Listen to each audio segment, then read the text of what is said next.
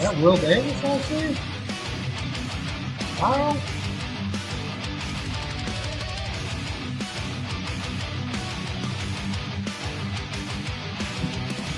Man, getting fancy.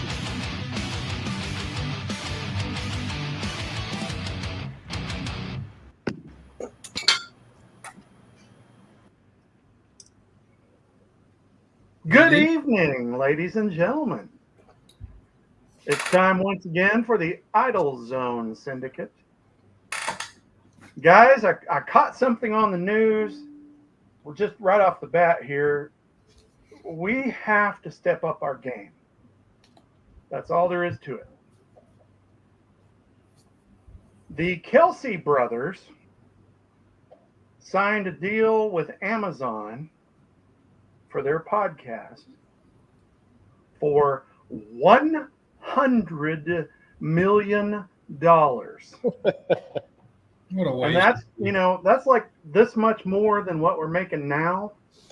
So I feel like, we need to step it up a little bit. Such a waste. Such a waste of money. 100 million, I'll take 1%. No kidding. I'm good with 1%. Big time money. That is crazy. Wow. Jack's already on. Dennis, Martin, Meek. What's up, guys? Oh, where'd he go? Kyle. Kyle's gone. Because we don't pay enough. Yeah, he's holding out for more money. What the heck? That's awesome. Dominic Cavitt in the house tonight, guys. Thank you, man. Welcome, Dominic. I appreciate it, man. Thank you guys for having me on. I've come to enjoy the platform that you guys have kind of worked hard to establish, and look forward to tuning in every week. So That's why we can't get $100 million friggin' deal, because Kyle can't even stay on. Come on, Kyle. It's true. My wife's laptop, she gave me this fancy mouse. It's got 2 buttons on the side. Note to self, don't push them. Moody already. At least you have a decent guest. Well, yes, Mark, we do. Yep, absolutely. Scott's on already. Cool. Glad to see you guys. Dom in the house, shallow. Hey, real shallow bent rod.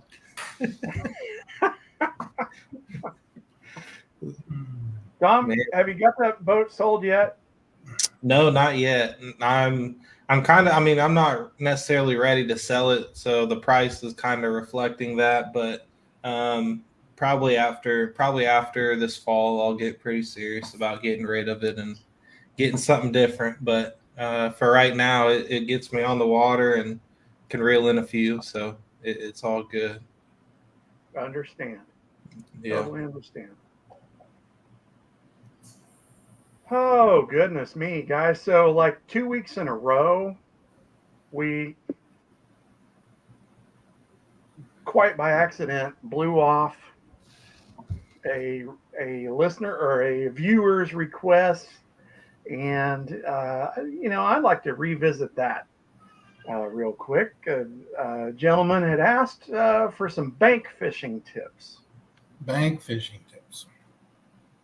And that's something that everybody can relate to pretty easily, because before you start running, you got to walk and you got to crawl before that, right? So I'm pretty sure everybody on this show right now is fishing the bank before, or still does, or enjoys it, or whatever. So yeah, I mean, it's something that we have kind of looked past a little bit, and everybody's got an opinion on it, right? I mean, where do you like to bank fish at? What do you like to use? How much stuff do you carry to the water? What kind of rod reel combo, baits? That whole question is fixing to get answered, because I'm sure everybody's got an opinion on that. We'll let you go first. Oh boy. Well, I can just tell you guys, I grew up fishing I grew up fishing from the bank quite a bit. Most of the time when I bank fished, I was crappie fishing, and we went to the public docks on Big Hill quite a bit, and kept it simple, spinning rod, a cork, and a split shot, and a shiny hook with a minnow on it, honestly. But I did some bass fishing from the bank quite a bit. We had a series of farm ponds we were lucky enough to fish, had permission to walk into, and I just carried just a little small assortment of, something plastic wise that I could Texas rig, some sort of spinner bait, and something I could, either chug along on top or maybe a frog, and a lot of ponds, a lot of smaller bodies of water have a tendency to have some aquatic vegetation of some sort, or maybe a little brush. So always try and key in on some of that stuff. And, in the hot summer months, I was just, to be honest with you guys, I was trying to cast as far to the middle, close to the middle as I could possibly cast with whatever and see what happens. But it was usually a one rod, one reel, little small assortment of tackle kind of deal. And if you broke that lure off, you switched to something different and moved on. And caught a lot of good ones, caught a lot of crappie from the bank, had a really good time, and haven't done it in quite some time, unfortunately. Around here, we've got a little bit of a copperhead velvet-tailed rattlesnake issue on a couple. Bone Creek's really bad about them. And so I be honest with you guys, am not fishing from the bank unless it's colder outside. So I think the key is depends on what you're fishing for. And I think if you're fishing ponds or whatever and you're going to somebody's pond, do your research with the landowner and find out what's prevalent in that pond. If it's chock full of bass where, as Brandon says, you can just walk around the bank throwing a Cinco, if it's full of bass, that's probably all you need, like Brandon says. But if it's not, if it's more of a catfish pond, then you're going to need catfish bait and so forth. So, and if you're going to the bigger lakes, you might have to go to like a dock or something where you can fish off of. And I think the biggest mistake that I see bank fishermen, and you mentioned it, is you go to the bank and try to throw out as far into the middle as you possibly can. And here we are coming down the bank with a boat throwing right under their feet, trying to catch a bass. So you don't have to throw it clear out there. You want to more parallel the bank, I think, if you're bank fishing for bass. Try to find those angles where you can fish closer to the bank, in the moss, in the grass, on the laydowns, just like we do from the boats, just from the other direction. Yeah, I mean, and kind of tying into that, you mentioned kind of doing research beforehand. One thing that I like to do before I go bank fishing, I'm kind of with Kyle. If it's warm enough for me to sweat, it's probably too warm for me to bank fish. There's too many critters crawling around for me. But Google Earth is a huge asset right now, especially in the fishing game. I can pull up a lake that say I'm wanting to go to, say I'm out of town for business, and there's a body of water. I can pull up Google Earth, and it's very simple as hitting the view button, going down to historical imagery, and then I can picture that body of water, and I can run it back through different years of imagery to see what the water looked like at its lowest point. So then when I go back and it's a little flooded, I know the areas that may have a few different rock transitions or maybe some trees down in the water. So that's one thing that sitting in the hotel room, sitting on the bed, on the couch at night, you can do to cut down, the time that it would take to figure that out just through fishing. And also on top of that, Navionics is a huge app. On my phone, I can have almost 1 foot contours of any major lake. And so then I can drop waypoints and make myself notes. And so those two things are, sometimes people equate that technology to being on a big bass boat in tournaments, but those, Navionics, you pay a small monthly fee, but Google Earth is a free thing that you can use. Even if you're not running back the imagery, you can still use it to look at the whole body of water before you even go. And then then you can formulate a plan and just be that much more efficient, because I feel like at this point in our lives, we all don't have a huge amount of time to go fishing. We want to be as efficient as possible, and so just those type of tools can help you do that, I think. Give up. Oh yeah, on that deal. Totally agree with that. Mm-hmm. Geez, at this point, about the only thing I can add, the bank fishing that I do is all public. Honestly, the 2 or 3 private places I could go, they're bone dry right now. So if I'm gonna go anywhere, it's a city park pond. There's a couple of them that I would go to. Something that we've, with all the technology we've gotten away from, as simple as paying attention to what you wear when you go to those public areas. You don't want to wear a Seattle shirt with Bigfoot on it. You might want to wear a light colored shirt like what Dom has on. Something that kind of matches the sky. Or the surroundings around the pond. Not all of them are, surrounded by woods and whatnot. So a little bit of, camouflage, a little bit. Man, you guys covered everything that I thought of, to be honest. Well, we've got so much expertise in it,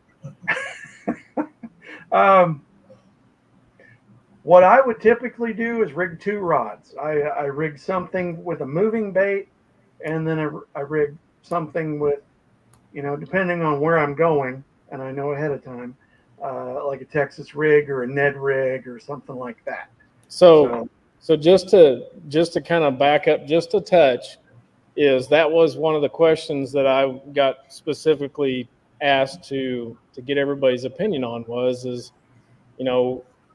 okay, yes, you're going to take a Texas rig with you, but in this guy's opinion, a Texas rig is extremely general. So Danny, be a little bit more specific. Generally speaking, what are you putting on that Texas rig? I'm going to go with a confidence bait, and 90% of the time for me, that's a 4-inch brush hog. 4-inch zoom brush hog. And I'm probably going to rig it on 3/16 or a 1/4 ounce, probably 2 or 3/0 hook, depending on the situation. Lightest weights you can get away with. Basic muted colors, unless you find out that this particular pond, they have to have green pumpkin magic gold flake with purple flakes in it, Generally speaking, that's negatory. but like Scott comments over here, the best thing about pond hopping, they're not educated. That's right. True. However, if you're fishing only like the city park pond or golf course pond, they may be educated. So it's a matter of trying to think of what's something subtle that maybe nobody else would throw, and that would tie in with Brandon's comment about a sluggo or a Cinco. Mm-hmm. This guy's area, and I've listened to some of the places he likes to fish and talks about fishing with his younger kids.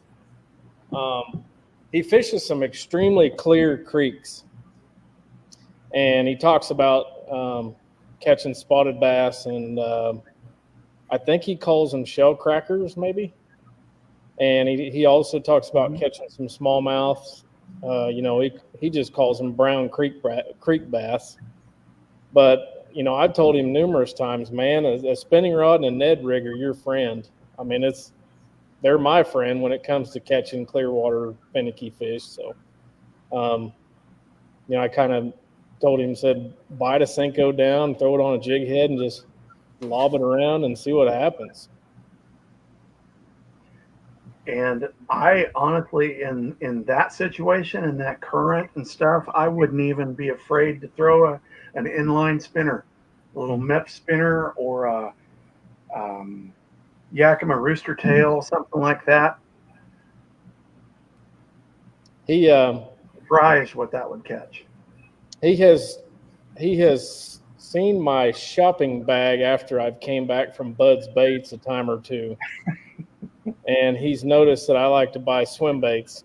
I have no idea why I like to buy swim baits, but I've been every couple of weeks I buy a 6 or 7 inch glide bait or whatever it might be. And he's questioned me about that, what rod reel combination. I said, dude, just wait a few years before you get into this stupid craze, because it's just not necessary right at the moment. So, it's really not. I mean, it's a little bit of overkill for the pond.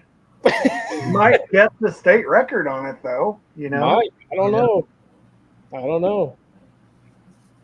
What what rod are you throwing that on, DB? On a which? Who? What? This? Your like what would be your rod setup for that for the Texas rig? Oh, probably 6.5, 7 foot, medium, heavy, long handled pitch and stick type rod. Depending on how clear it is, the lightest line you could get away with, at least 10 or 12, maybe even as high as 17 or 20, depending on what the water looked like. But, lightest weight you could get away with. Split shot sometimes is enough weight. No fripping sticks allowed. Then that's what you're saying? Maybe, I don't know the pond he's fishing, so if the cover dictates it, then yes. But if there's not much cover in it, a lighter setup is the way to go. Cool. I don't know. I think for me, in terms of a pond, now the creek thing, like you had kind of mentioned that he may be fishing some creeks. I think a Ned rig, super, super lightweight that you can kind of float down and hop and keep in contact with, would imitate a lot of different things, right? That could imitate a bluegill kind of nosing down, going down the bank. You can kind of drag it against the current, and that can be more of like a crawdad imitator.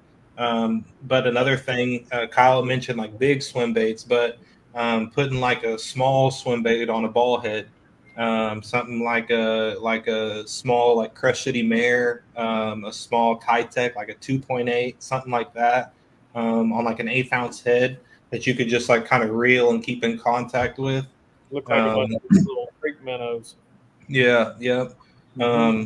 But in terms of a pond, I would say my number one go-to, like as long as it's not super cold, or even a lake that I'm bank fishing, I would say a frog, man. It would probably be the number one for me. Just for one, I'm most of the time I'm bank fishing. If I'm throwing a frog, I'm trying to stay as far away from the bank as possible. So like on some braided rod, I can stand 10 feet from the bank and launch that frog almost to the other side of the pond if it's not a huge one. Then I can fish that first little strike zone of the 6 feet on the other side of the pond, reel it all the way up to me, and fish my little section. I can kind of on braided line, so if I am standing a little bit away from the bank and my line is in between all the grass and tall weeds, I can kind of snap it out and it's not fraying up my line.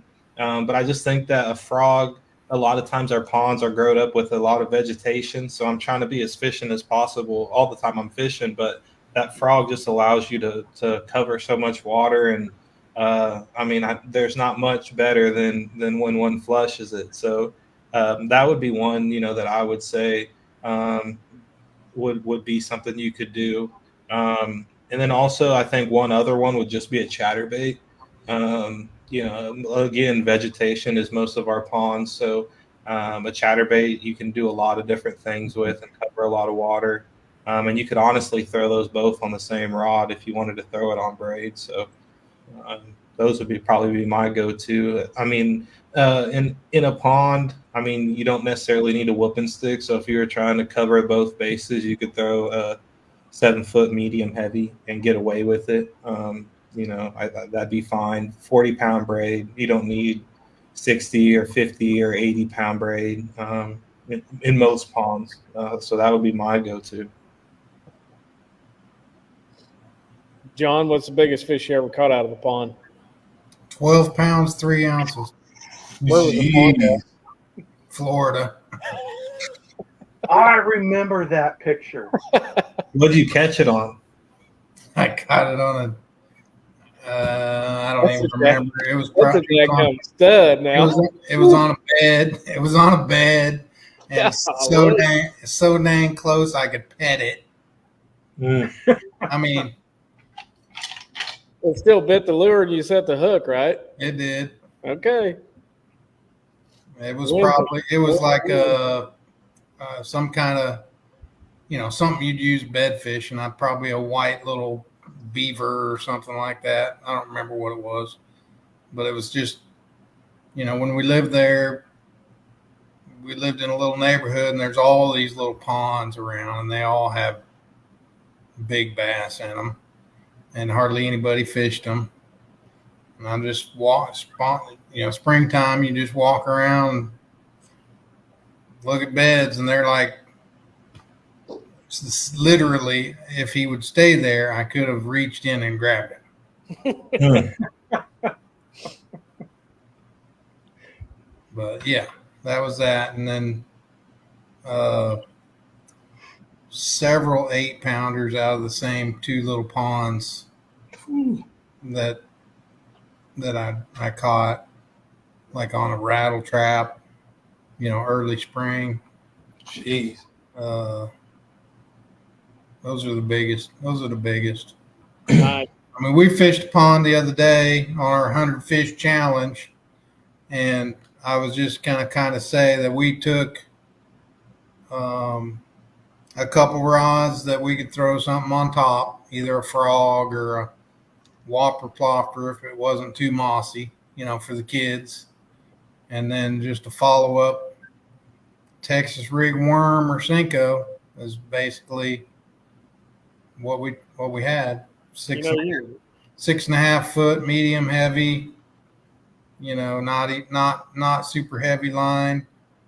Probably had 12 on one rod and 16 on another. You're gonna have a heck of a lot of fun with those 2 rods, that's for sure. Yeah. Scott raises a different view of the pond fishing. I mean, it kind of does depend on if you have permission to fish the pond or not. True. Not that I've ever done anything like that, but yeah, you'd want to have a buzzbait on, and no trailer hook at all, because you don't want to hang anything up,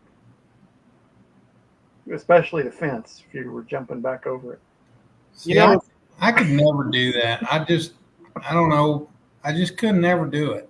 Like I remember jumping one fence in my life when I was, I don't know, we were probably in high school. Go down, catch fish.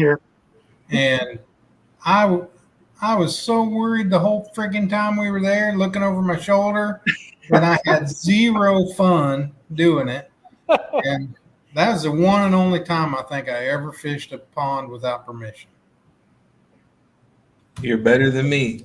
It's like one of those Duck Dynasty episodes where they're fishing the pond and they see the green pants coming through the woods, then they all take off running. Yeah. Yeah. Yeah, I can't do it. I couldn't do it. Oh, Your 12-pounder on a bed. Whew. Hey, buddy, somebody would have had to hit me with a tranquilizer if I walk up on a 12-pounder right there on the bank. So let me tell you what. I caught him. Oh my gosh. I caught him and I didn't have a camera because I think it was, before all these smartphones, it was like probably I had like my business work phone was like a Trio. Those they're just like little mini computers, but they weren't really. Yeah. They didn't have cameras and stuff on them. And we had a Nextel was our two work phones. And then so I had a phone with me, but I didn't have a camera. So I freaking called my wife and said, "You got to come down to the pond and take my picture." So I sat there and on my knees holding the fish in the water, until she got there with the camera. I have no idea. I have no idea where that picture is. Gone. I don't know.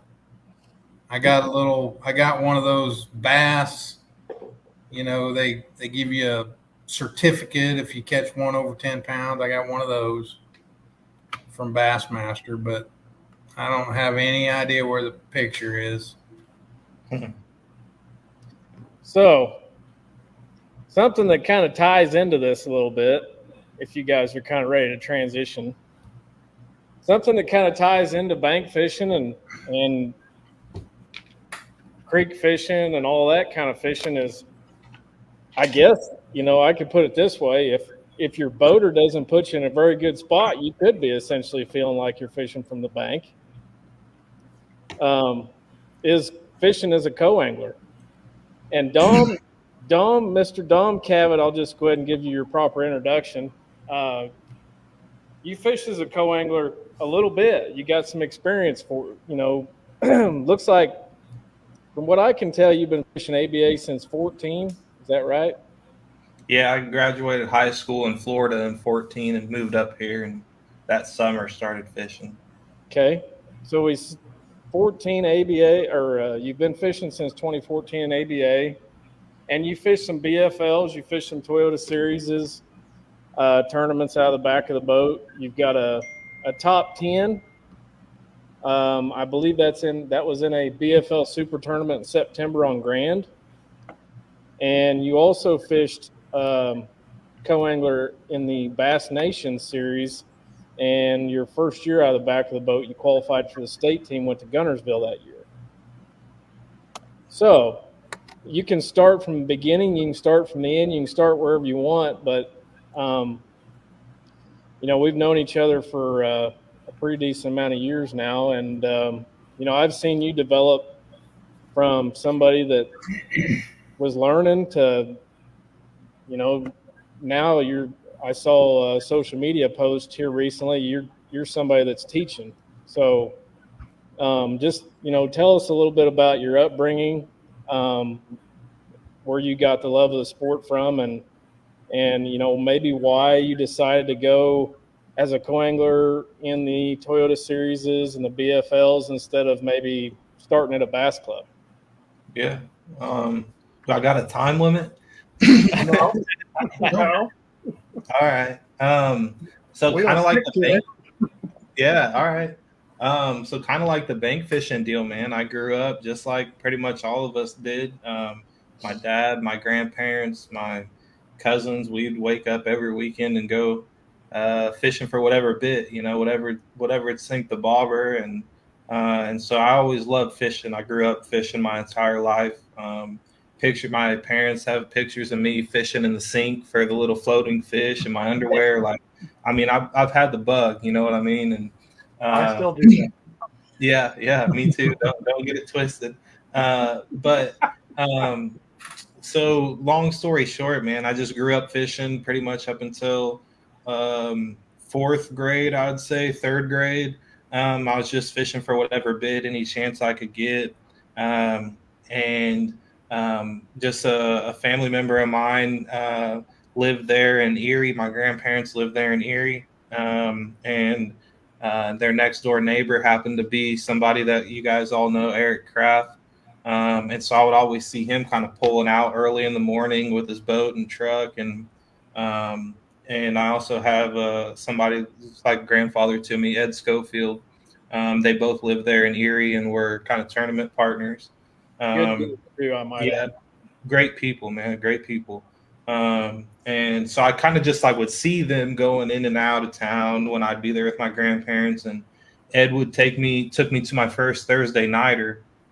I would come back from Florida in the summertime, and he took me to a Thursday nighter, and I loved it. And when I'd come back for summer break, Ed would take me out to Bone Creek, and that was when Bone Creek, dude, you could, I mean, wild. It was so awesome.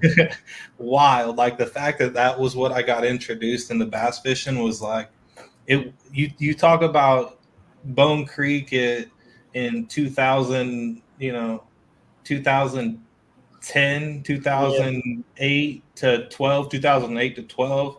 Wild, man. And so that was my introduction. I thought that was just bass fishing everywhere you went. And so I would come back in high school. I would probably say from 2012 to 2014, when I would come back, I would fish every Thursday nighter with Ed and Eric. Out of like, I'd be the third guy in the boat. So it was Eric, Ed, and then me in the very back. And so I, fishing the Thursday nighters and just seeing how those two kind of went about it. I really enjoyed it. And I ended up tearing my ACL in high school in my senior year. We do spring football in Florida. And so that May I tore my ACL, and it was just kind of ruined all my summer plans. And I ended up like stumbling onto all the old archives of like every single Bassmaster event and all the Bass Open lives, like the full like 8 hours, 12 hours. And so for like 3 weeks, I was watching like 16 hours of Bassmaster a day. Anything, I was just infatuated with it. And so I moved back here after I graduated high school, and got in with Eric and started. He's like, dude, you need to fish these ABAs, man. Like you can just show up and fish in the back of somebody's boat and compete in the tournament. And so I was a little hesitant about it because I'm 18. I've never backed I've backed Ed and Eric's truck up, but I've never really driven far away like that to Stockton or far away, an hour and a half or whatever it was. But I gave it a shot and really enjoyed it right off the bat. It was an opportunity for me at $70 and some gas money to go climb in the back of some stranger's boat who has a very different body of knowledge than I do. And it allowed me a day on the water. And to me, as ate up as I was, $70 for a day on the water, I couldn't beat it. So pretty much any ABA from 2014 to 2018 that I could get into, I would, between Bone Creek and Big Hill and Stockton.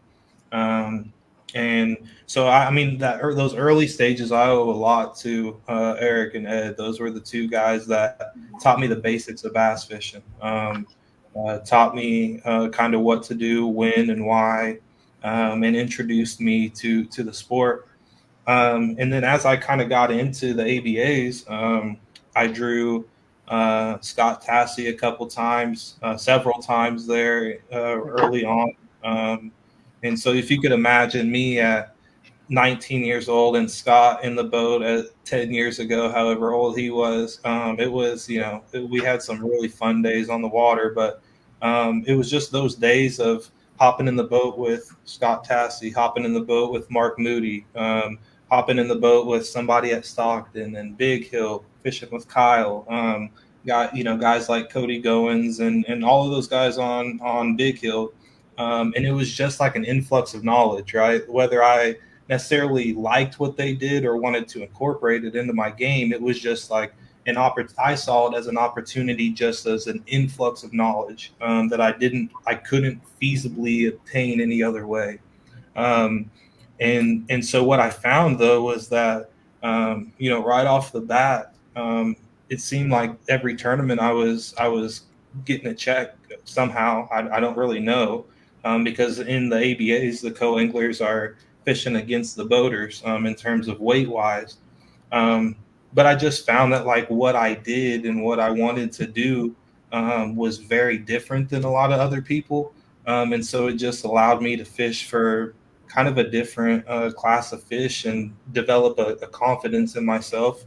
And after I did that for several years, in college, I jumped into some BFLs and a Toyota series, and then got a big boy job and built a house and had a baby, and that's kind of where I am now. So I'm more into the team deal. The last several years, I really haven't got into the back of the boat stuff from a draw standpoint, but those ABAs, man, anybody that's wanting to get into tournament fishing, there's not much outside of a club.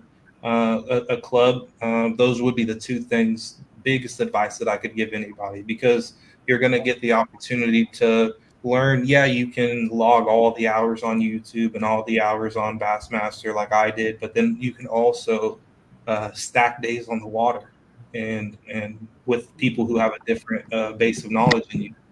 And so that was huge at an affordable price. They're going to be close to home. Most of us throughout the country have an ABA circuit within an hour and a half of us. And if you live in the right place, you could have several within an hour of you. So that would be one thing that was huge for me. But then, the small amount of success that I'd have, I equated it to kind of just doing what I wanted to do and making it work. And that kind of sounds backwards of like not adapting to the situation. But growing up fishing at Bone Creek, we flipped trees. That's what we did.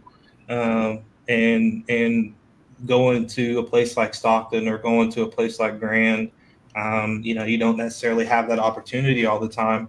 But what I found was that I grew. Ed and Eric taught me how to flip a jig, and they taught me how to drag a jig. And so those two things, going over to a place like Stockton, that's all I knew how to do. And I think that in a weird way, that was kind of just what worked for me.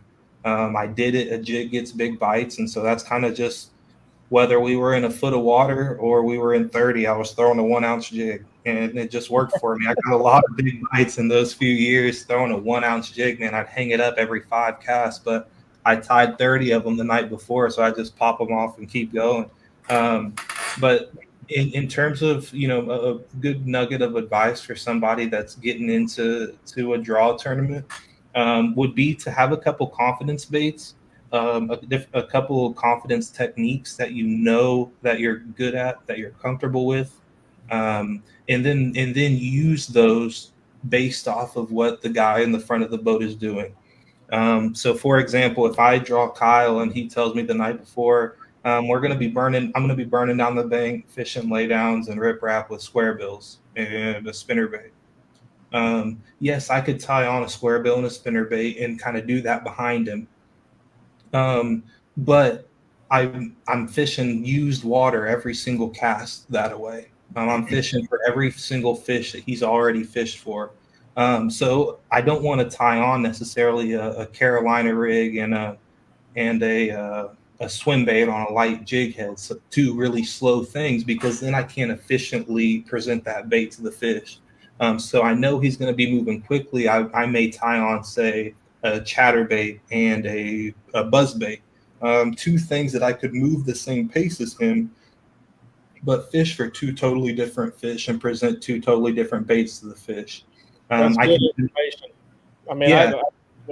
that's one of the best things that I've heard thus far. Is one of my takeaways already is you're not trying to compete against the boater, right? You're trying to compete against the fish, and you're giving them a completely different look. And that, I mean, if the guys out there that are listening are a fishing co-angler, and they take anything away from this talk, which is it's all this far has been outstanding, and hopefully I didn't screw your train of thought up, but you're not the boater and the co-angler thing is it's you always get that guy that, you know, I feel like is trying to compete against me. And I always try and tell him, look, man, you know, we don't have to do this. We don't have to go down this path, you know. Yeah. You don't have to go for me to catch that fish. I may not even catch him, and you're going to get a chance at a new look with a different bait, you know, kind of thing. So. Exactly. And I try to look at fishing just as practical as I can and make it as simple as I can. And like I've talked with my fishing tournament partner, Scott, about this all the time, but like try to follow me on this. It's a little out there, but like if Kyle and I were to climb in the boat on a Saturday morning at Bone Creek and go out there together, just fun fishing, he's in the front running the boat and I'm in the back and nobody else is on the lake. Every single pitch that he makes to a tree is going to be is going to be new water, right? And we can all agree that, yeah, we're all comfortable fishing behind people, but if we had the opportunity, we would want to know and have the confidence that nobody's made that flip yet, right? It's just increasing our odds. So knowing that and having that frame of mind, Kyle and I go out to Bone Creek, and if I'm not paying attention to what's going on, just our conversation of how's it been going, and we're just flipping, say 100 flips in, 100% of Kyle's flips have been new water, fresh fish, very efficient. He has that's a very good odds of getting a bite. If I'm in the back not paying attention to anything he's doing, very quickly I could make half of those flips to where he just flipped. 100%. And now, and that's not to say I couldn't catch a fish where he just flipped, but I would like my odds of clean water every time. And so my biggest thing when I get in the back of somebody's boat is, you know, we three of us here fish Kistler rods. They're the best in the business. I don't need to line watch to know when I get a bite. My rods are so sensitive that when I get a bite, I feel it in my hand, I feel it in my elbow, and I feel it in my toes. I know I get a bite. So I'm not watching where my bait is going in or coming out, or I'm not watching my line. If Kyle and I, or in a tournament situation, my boater and I are flipping docks or flipping bushes, I'm watching where his bait goes in and I'm watching where his bait goes out every single time. I don't need to necessarily look and see what I'm doing. I can look, make a flip, and then now I'm watching his just to see where it goes in and goes out. Outside of those two things, I'm looking around, being observant. But yes, he's probably going to flip to the most high percentage things, right? He's going to flip to what looks the best. And if I'm not paying attention, so am I. What looks good is what I'm going to flip to. And just by making the nuanced decision of I'm going to pay attention to where he is fishing and I'm going to place my bait in a slightly different place than that can generate so many more bites, because instead of me not paying attention and fishing 50% of my cast new water, I can really pay attention and turn that into about 85, because the really juicy stuff, yeah, I'm gonna cast to behind him. But those other 85% of my casts, I want them to be to a fish or to a tree or to a piece of cover or to open water that hasn't been seined by the guy in the front of the boat. I think so that's number one. I can catch fish behind Moody. Exactly. I mean, is just trying to not necessarily. I'm not worried about his boat positioning, right, in a team tournament, because he's going to put his boat wherever he feels is the best spot to put his boat in that situation. So I'm good there. Mm-hmm. And a guy like me that's used to fishing out of the front, you know, in a team event, I get the opportunity to fish as a co-angler with my guy. And I'm like you, Dom. I completely agree 100%. I'm focused on him, but I'm focused on him for that reason. I don't want to make the same cast as him because in my dumb redneck opinion, it doesn't make any sense to. Yep. And I'm not fishing against him. I'm trying to catch a fish, right? So Yep. he catches plenty of fish in front of me. Every time.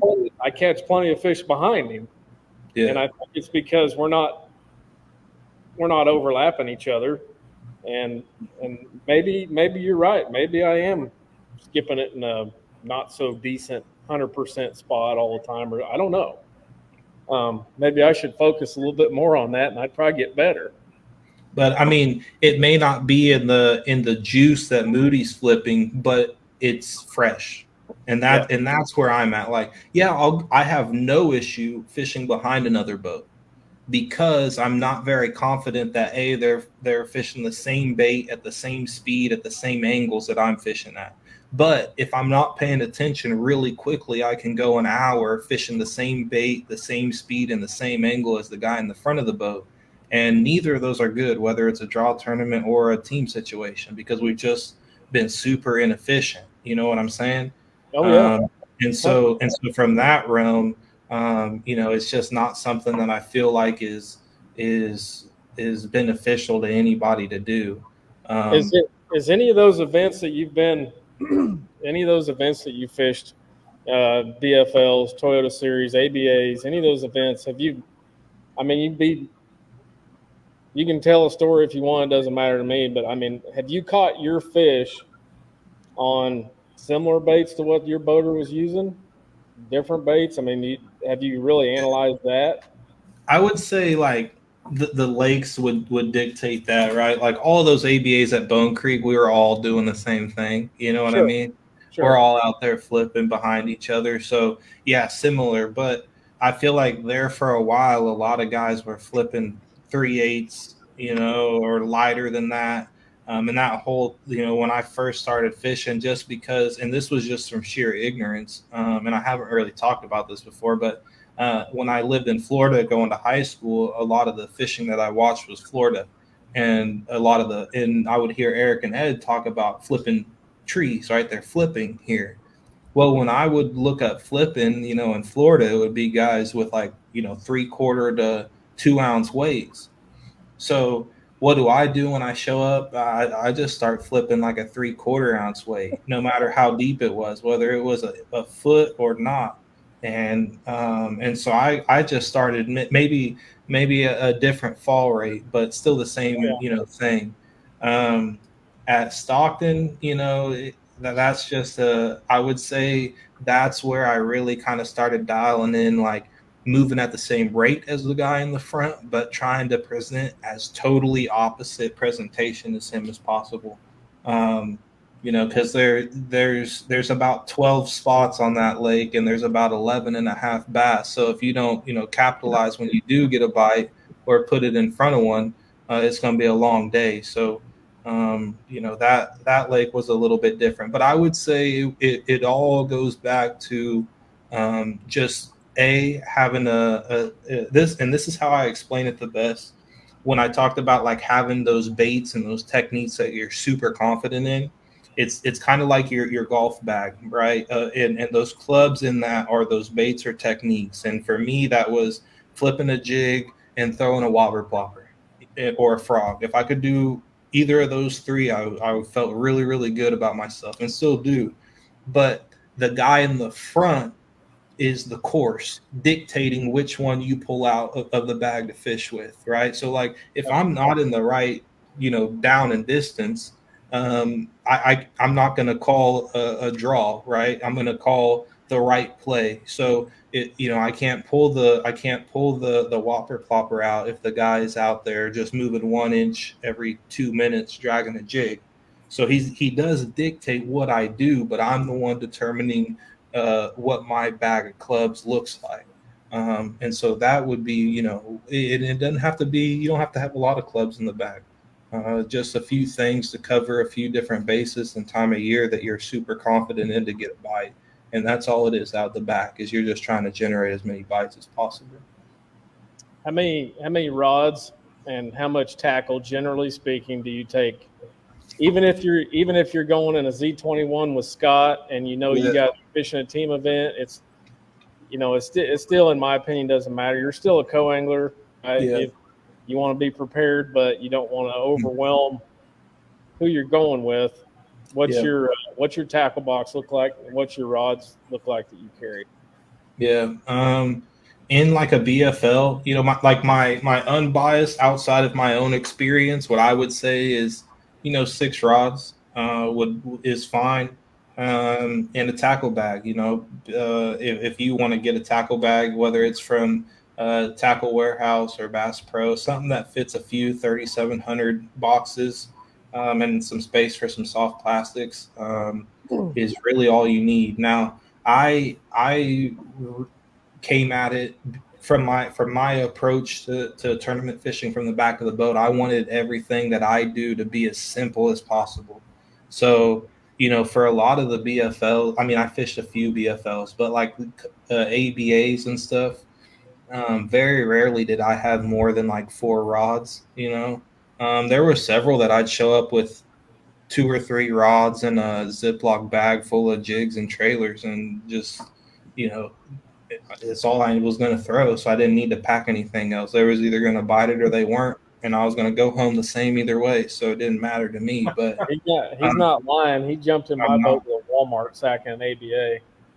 3 bottles of water and some jigs and a trailer. But no, seriously, I mean, I would say 6 rods, a couple 3,700 boxes. You can terminal tackle in one, crankbaits in one, and then your jigs and chatterbaits and whatever else in the third.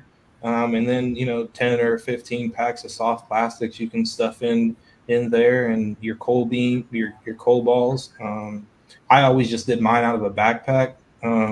So I would put, I usually had one 3,700 box for a terminal tackle, a Ziploc bag for soft plastics, 2 jig trailers, 2 packs of brush hogs, and a couple packs of Ned rigs, and then a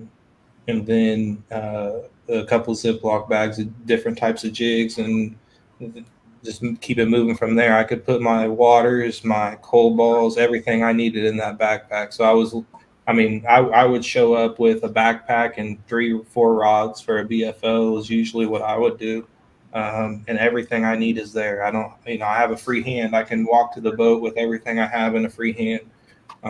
So yeah, I would say 6 to 7 rods, if you're going to a place you're not familiar with, but for the most part, before like a BFL, ABAs, you don't get your partners till that morning, but a BFL, usually the evening before, that you're going to talk to your guy, and he's going to say, he may not be super specific on exactly what you're doing, but hey, we're going to fish shallow.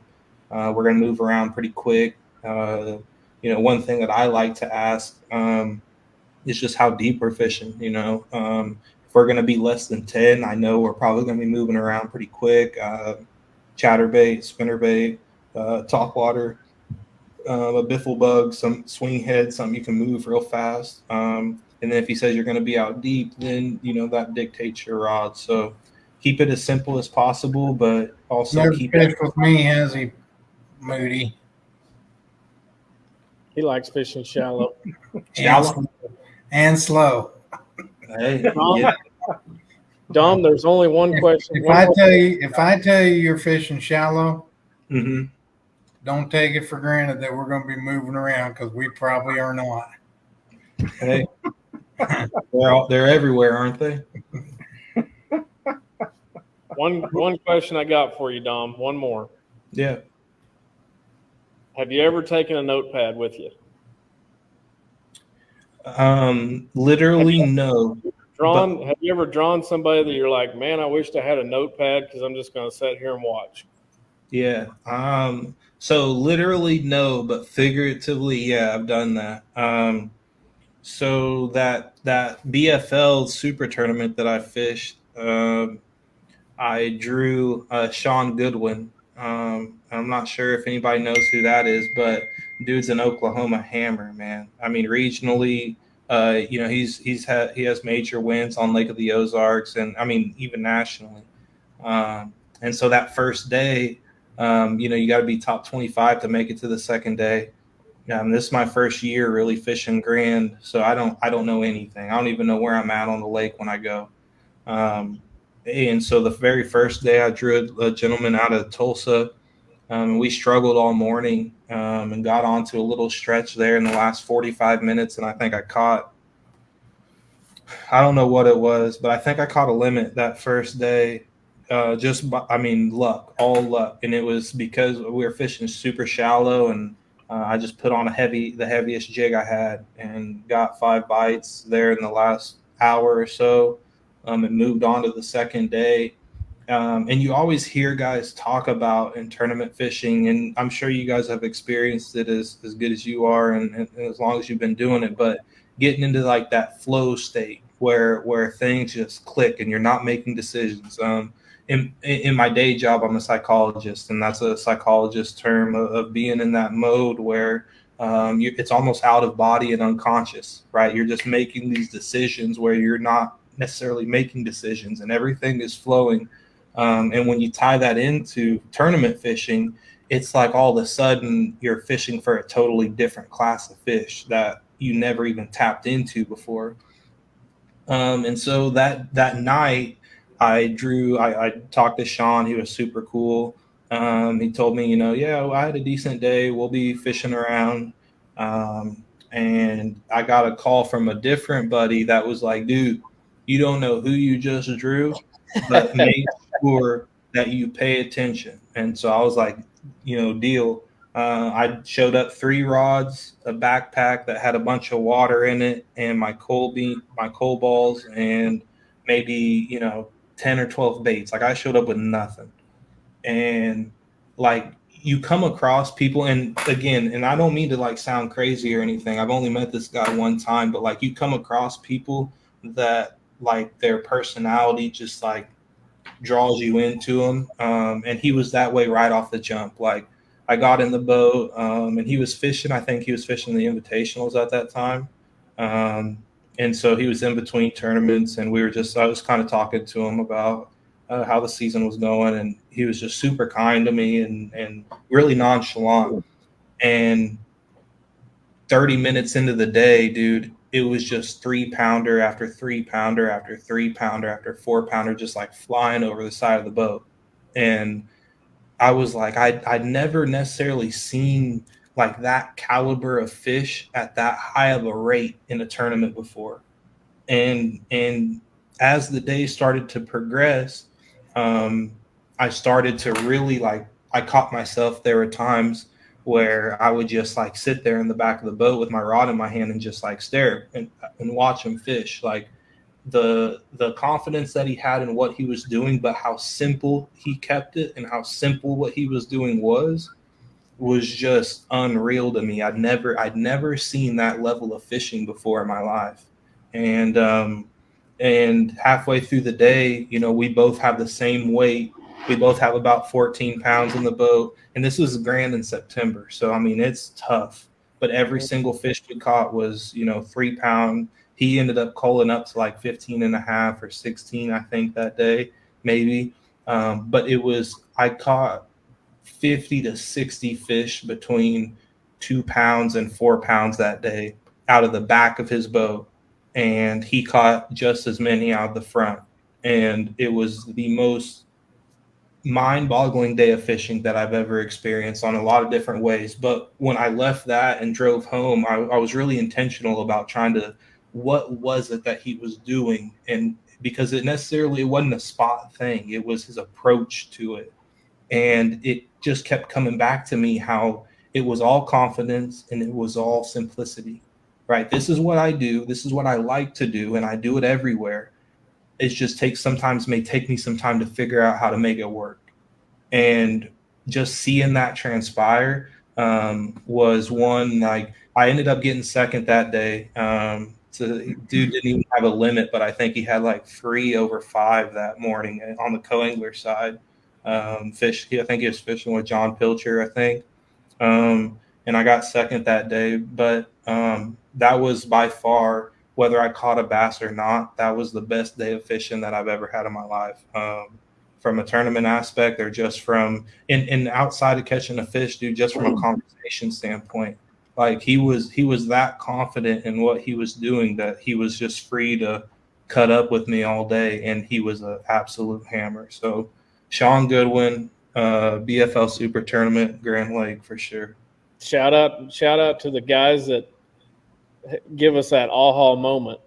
Hey man, and that tournament, even though it was a very specific thing, like in terms of what he was doing to the time of year and everything, it opened my eyes to it unlocked my tournament fishing and took it to a whole nother level for all the other months out of the year. Just his approach of like, trust what you do, and be good at it, and make it work, because he kept saying, dude, there's a million fish on this lake. I'm not trying to talk one into bite. Not going to do it. I'm just going to move around till one bites it. And that's what we did. And it blew my mind, man. Good stuff. Yeah, for sure. Mm-hmm. Thank you, Dom. Thanks, man. Story. Danny's I think he's still in shock. Wow. I knew you were going to be a good guest. I didn't know how awesome you were going to be. Well, I try and pick them. When my buddies say they'll get on the show, I say okay. Yeah. Yeah. What do they all call you down there? Kiki? Is that what Kiki? I call them? Oh. Kiki. Yeah, that Drake song that came out several years ago. It was like, Kiki, do you love me? Okay. That was that's Oh, I think that's a t-shirt maybe coming. Yeah. It started as an older guy that doesn't act so old that I used to work with at the boat shop. We worked side by side every day, and he found out that I just infatuated with Mercury outboards. I wear black underwear 7 days a week. He started calling me Keycoffer because Carl Keycoffer was the founder of Mercury Outboards. So he called me Keycoffer. And then younger generation guys like Dommy get a hold of that and they turn it into Kiki, and yeah. Is Ackerson still on here? Brandon, are you still around? Did you guys see what he posted the other day, wanting a co-angler for BFL at Grand? That meme, that Dave Chappelle meme. I guess I missed that one. Oh, it's the greatest thing ever. That was hilarious, man. I wanted to give a shout out to Brandon for that. That's awesome. It's a when Dave Chappelle was playing Tyrone Biggins, the crackhead, he's got a picture and said, "Y'all got any more of them co-anglers?"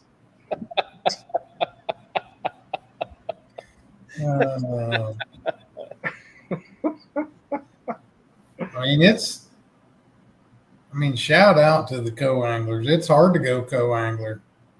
I went with Jeff and went in his boat, and that's a team event. But like you said, you're a co-angler, so you got to bring a certain amount of rods. And I think I took 6 rods, and I did the Walmart bag thing because I didn't prepare.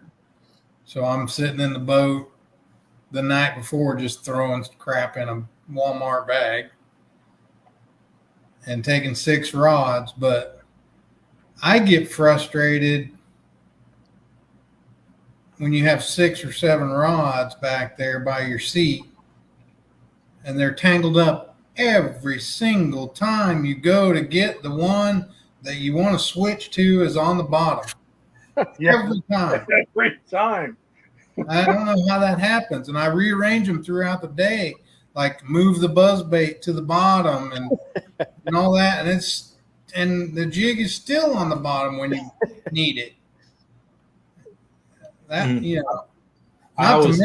not to mention, Wilson has less fish in it than Stockton. So we were frustrated. And I was frustrated Yes, that is no argument. There is no argument. Have you ever been to Wilson? You cannot shake your head. I've been to Wilson and I've been to Stockton. Well, I wait a don't have minute, any John. desire. I remember a 470 smallmouth that we weighed that was on one Yeah. of your. Yeah.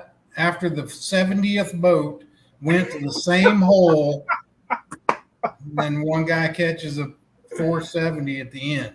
Okay, there's a unicorn everywhere, guys. Boat number 70. He was number 70 on that hole that day. Look at Mark Moody, just confirmed it. Yep.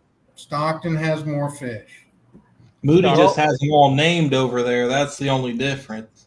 Well, I've got them all named at Wilson, Fred and Wilma. That's it. Yeah. I'll take your word for it. And I'll just go ahead and say I have no desire to go to either of them. So I don't blame you. I don't blame you. I like reeling them in, Bubba. I don't want to go struggle all day. I agree. I need to go reel some in here pretty quick or I'm going to get angry. That's all you do, Kiki, is reel them in. Boy, I wish that was the truth. Hopefully it cools off a little bit because it's just so dang hot right now. Crazy hot, man. Any other co-angler questions? I know there's a couple co-anglers on the comments watching. Did they have any specific questions? Dom, you ever screw up and somebody called for the net and you just sit there and just stab the net at it and try to beat it off the hook for the guy or anything like that? Or nah, dude. But I do kind of have a little story. So it was that day I was with Sean, and we had went back and forth. I mean, we both had probably 12 pounds apiece there in like the first hour of the morning. And he hooked the big one that he had of the day, and he hooked it. It kind of short strung him a little bit, so it was like right there by the boat. And as cool, as cool and mellow as he is, he was just like, "Oh, I got one net." So I grabbed the net and I'm quick with the net. I pride myself on fishing from the back. Like I'm gonna be there to scoop him, and. He called for the net. I grab it, and I reached down to grab it. He had nitro, so it was kind of like right there beneath my feet. And I reach up, unstrap it, grab it, and when I look up, that thing jumps over the trolling motor, and it's like a 5-pounder. Over the trolling motor it goes, and it hits the water. And when it hits the water, I'm there with the net, and that sucker jumped over the net, dude, and jumped over the net, went under the boat. I mean, around the trolling motor, everything else, and I'm just praying the whole time. I'm thinking, good Lord, I'll give all mine back right now. Just don't let this fish come off. I done missed him already, and I did. That was one. That I would have liked to have back, but I got him that second time, and it was all joy from there. But I do kind of have, not to scare any co-anglers off, but I do have a pretty interesting net story from a draw tournament if you want to hear it. It's kind of negative, but it's funny looking back on it. So I won't say like what lake or what trail it was, just so people aren't, can't go back and see who exactly it was. But I drew this gentleman. I was really, really young at the time, early into bass fishing. And I didn't know anything at all. Had the wrong gear, everything, but I was super, super nervous to fish this, right? Because I didn't want to mess anybody's equipment up. I didn't want to get in anybody's way. I was just like super anxious the whole time. And so the whole day goes on. Neither of us catch nothing. I mean, bad day of fishing.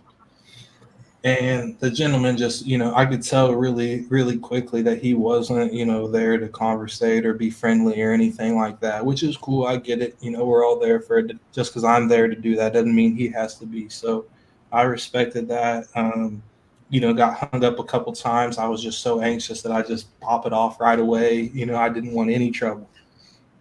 and comes down to the end of the day, and it came out that if I would have just caught a fish, I would have got a check in that tournament. And so there at the end of the day, I've tried to kind of talk to him a couple times, if I just make small talk. I'm really young at this point. He was an older gentleman. And so I'm just kind of trying to talk to him, and he would just kind of shoo me off each time. And I end up hooking this 5-pounder. Had to have been 5 pounds on way wrong of a rod, on like a medium light rod. And for the bait, I had no idea, dude. And this thing is going absolutely berserk at the boat. Like hits it and it just starts going nuts. And I'm like, net. I'm freaking out, dude. This thing is just jumping. Like it was one of the bigger fish that I've caught up to this point. And I'm not kidding you, dude. Lightning strike me right here if I'm lying. Buddy, look back at me, and I've got this noodle rod. So I'm trying to, I've got the noodle rod back here. I'm trying to scoop this fish, and it's jumping all over me, jumping over my arms. I'm like, net. And he looks at me, reaches, we make eye contact. The whole time we're making eye contact, he reaches down and turns the trolling motor on high and goes across the pocket on a 90-degree. So I'm sitting back there, because he turned it at 90 degrees, and I'm fighting the fish from the back deck. It's up under the trolling motor. I mean, up under the big motor now, jumping on the other side of the boat. So I jammed the rod in between the back seat, the seat in the gas tank in that area, and go and try to hand fish. End up losing the fish, and the day's done. And that's all she wrote. That's my net story. Hmm. And that was I'm not going to say which one, but it was within my first 3 draw tournaments I ever fished in my life. Wow. Yeah, and so I'm just lucky, dude, that I kept sticking it out and got to have all the rich experiences that I had, because that was the only bad experience that I've had in a draw tournament with a guy in the front of the boat ever. And that could have eased, like, not sitting here talking to you guys about it, like I think, and I'm like, that could have easily been the factor that just kept me from doing it ever again. And yeah, and I would have never got to have, like, I would have never met Kyle or Scott or you guys. I would have never done, like, it's crazy to think about that. For what it was, I'm just glad that I kept at it. Yeah. You just been that doggone kid that I seen with Eric and Ed once in a while in the summertime. Mm-hmm. Yeah, dude. Yeah, and we had our some words in the parking lot too after that. Me and that old boy. He deserved it. Sounds like. Yeah, dude. And look, man, I'm not sitting here trying to make it sound like I'm out there for a free day of fishing, but after Buddy pulled that, he had the audacity to ask me how much I was going to give him for gas that day. Yeah, I told him however much he takes out of me, and we left it at that. Ooh, I like it. You were I was mad, buddy. That was the biggest fish. That not only was that one of the first tournaments I fished, but that was the biggest fish that I'd ever hooked at that point in my life. And I was nothing but grateful to that dude all day. Like, anytime I got hung up, I popped it off. Yeah, I told him at the very beginning of the day, like, I'm just thankful to be out here with you, man. This is, I'm really new to this. I just want to learn and have a good day on the water. Like, I'm not here to compete against you, nothing. And he just had it out for me all day, Bubba. Some people suck. Yeah. Yeah. But here's the thing, though. Very few, because I fished a lot of draw tournaments just in this very small area. And that's the only one that I haven't had, like, dude, I got so many guys' phone numbers. Like, when I announced that my wife and I were pregnant with our baby, the amount of dudes that I've drew from ABAs or Toyota or whatever that just gave me a call, man, and we're like, "Oh, I'm so happy for you." I haven't heard from them forever, but just those relationships and those opportunities that I had were all a result of what we like to talk about, and that's tournament bass fishing and bank fishing. Dude, Yeah. We've talked about that a lot on here. It's incredible, the community and the like-minded folks that we get to meet. And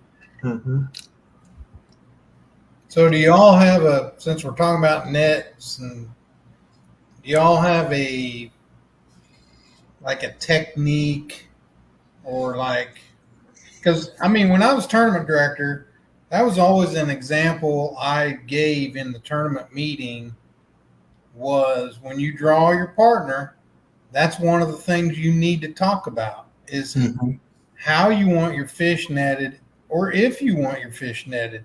That was back when nets were allowed. Once we took them out, then it was not a question. But that was always the question that I made sure that they talked with their co-anglers about, because there's different techniques, and you don't want some guy stabbing at your fish. I don't want a guy stabbing at my fish. And for me, this is how I like the fish netted. Grab the net, stick it in the water. Don't move around a lot. I'll bring it close to you, and I'll even put it in the net most of the time. Now, there may be one rare occasion where it jumps at the last second and the guy scoops, but he's already down there and he's already underneath it. That's how I want it. I don't want it moving around. I don't want you stabbing at it. Put the net in the water. I'll bring the fish to it. That's how I like it. Yes, sir. I gotta render an opinion on this one.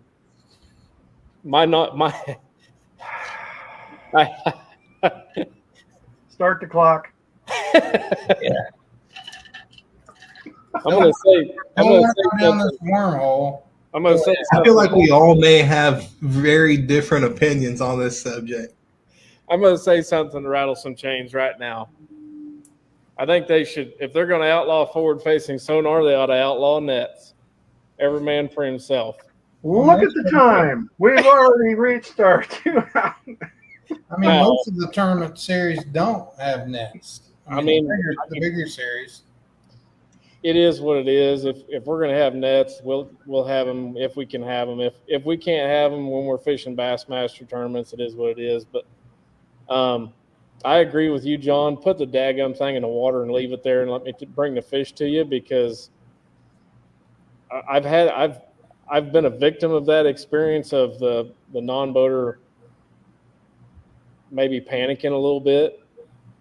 But his panic was the whole jabbing at the fish motion and breaking the lure and catching the crankbait on it, ripping the hooks out of the fish. And it was who the best netter is that I've ever fished with? Double M. No. He usually is like this one hand kind of nonchalantly just kind of waving around. Double M has a cigar in his mouth, and I'm worried about his freaking he's going to burn my line and break it. He's going to ash it on your line. Not Double M. Yeah. No. Sorry, Mark, you're not a good net. The best netter I've ever fished with is Amelia Stewart. She can handle her own, huh? She is fat, she's fast on the net. The only thing, I don't know if you've watched the videos, but so we took the chair, which next time I don't think we'll take the chair, but we took the chair, so she sat in the back. And so she got into a habit of she wouldn't get out of the chair unless I called for the net.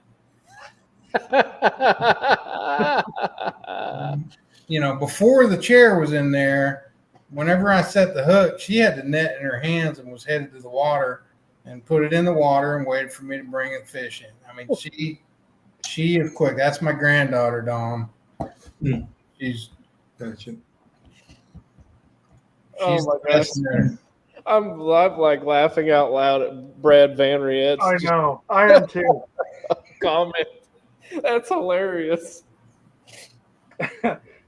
I'm going to interject here just a minute, John. If we read up to Brad's first comment, He says, partner called for the net. It's a big fish, 6-7 pounds. I jumped to grab the net, grabbed the handle. I was standing in the net.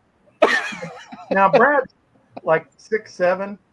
You know, I was standing in the net, knocked myself over.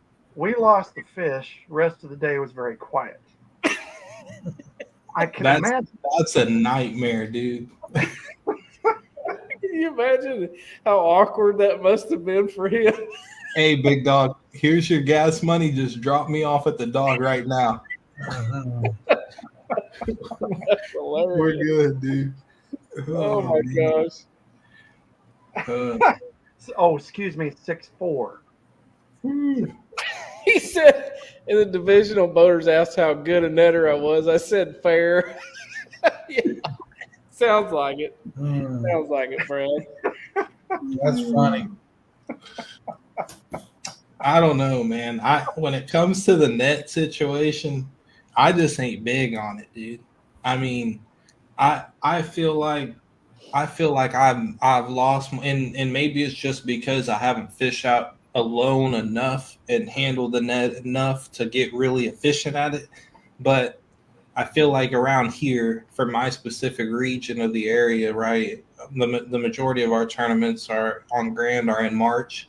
And so, you're throwing an A-rig on big line, big rod, offshore stuff throughout the year, whether you're, throwing a spoon or football jig or a big worm, flipping docks, whatever it is. Like the majority of the fishing that gets done for me is on big line and big rod. Now, don't get me wrong, when you got the minnow or you got a shaky head or, doing that deal, that's a totally different story. But for me, dude, if it's a single hook and it's more than 15-pound line, which is I throw all the time, it's coming and it's going right over the gunnel onto the carpet, and that's the end of it. I mean, I feel like I have, thinking back, I can think of maybe 2 fish that I've screwed up by doing that I should have netted. One of them was on a square bill on a 2.5 when I should have never done it in the first place. It short strung me and it was right there, and I panicked and went to flip it. And then the other one was a dock fish that I set the hook on way back in the dock, got it all the way out, and I'm sure the line was frayed. But I mean, if you just think of the dynamic of a single hook, right, and that is in the fish's mouth, if the fish is coming to you, there's no physical way unless you give that fish slack for the hook point to turn around and come out of that fish or for it to throw the hook. So as long as your line doesn't break and you keep tension on the fish, like that fish is coming to you, that's momentum is coming to you with the hook point facing you. There's no way unless you tear the fish's mouth, right? Like you've got it skin hooked and it comes out. But if you've got a fish through the head, the only way that fish can throw the hook is if you give it slack. And the only way you can give it slack is if you're trying to play it from side to side. If the fish is coming to you, there's no way. And for me, it's hard to wrap my mind around. I pitch a jig out and the fish bites it, and I set the hook, pow, and that didn't break the line. All right, but me lifting the fish in is going to break the line.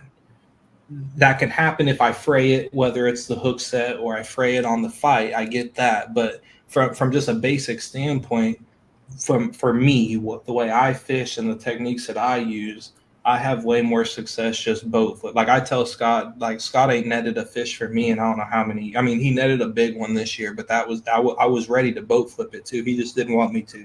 He was there before I got it to the boat and netted it before I could flip it. But for me, and it's all technique driven, right? The techniques that I'm fish with because of the tournaments and the time of year kind of just bode well to that technique. But in a co-angler standpoint, like you guys are talking about, like when I was in the back of the boat netting, it's exactly what you say. Like the boater sets the hook, net, I scoop it up, and I'm kind of my first focus, if it's not super quick, like say we're not one boat sided, so like say we're not fish flipping off of one side of the boat, then I know what side the fish is coming to. But like say we're kind of offshore or whatever, the first step is to the front deck right behind him, and then dictate what side, right? What side do you want me? What side do you want me? And they'll tell you, net in the water, half the net in the water, please. And because then there's no way the fish can get under the net, right? Because when you're trying to jab at them and the fish goes under the net, you jab the line.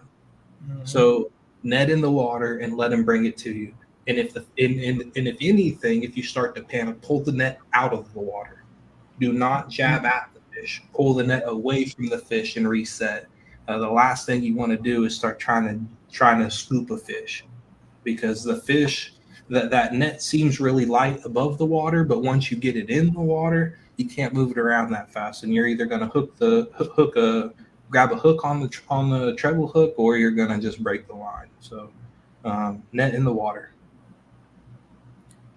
Mark says you're the best.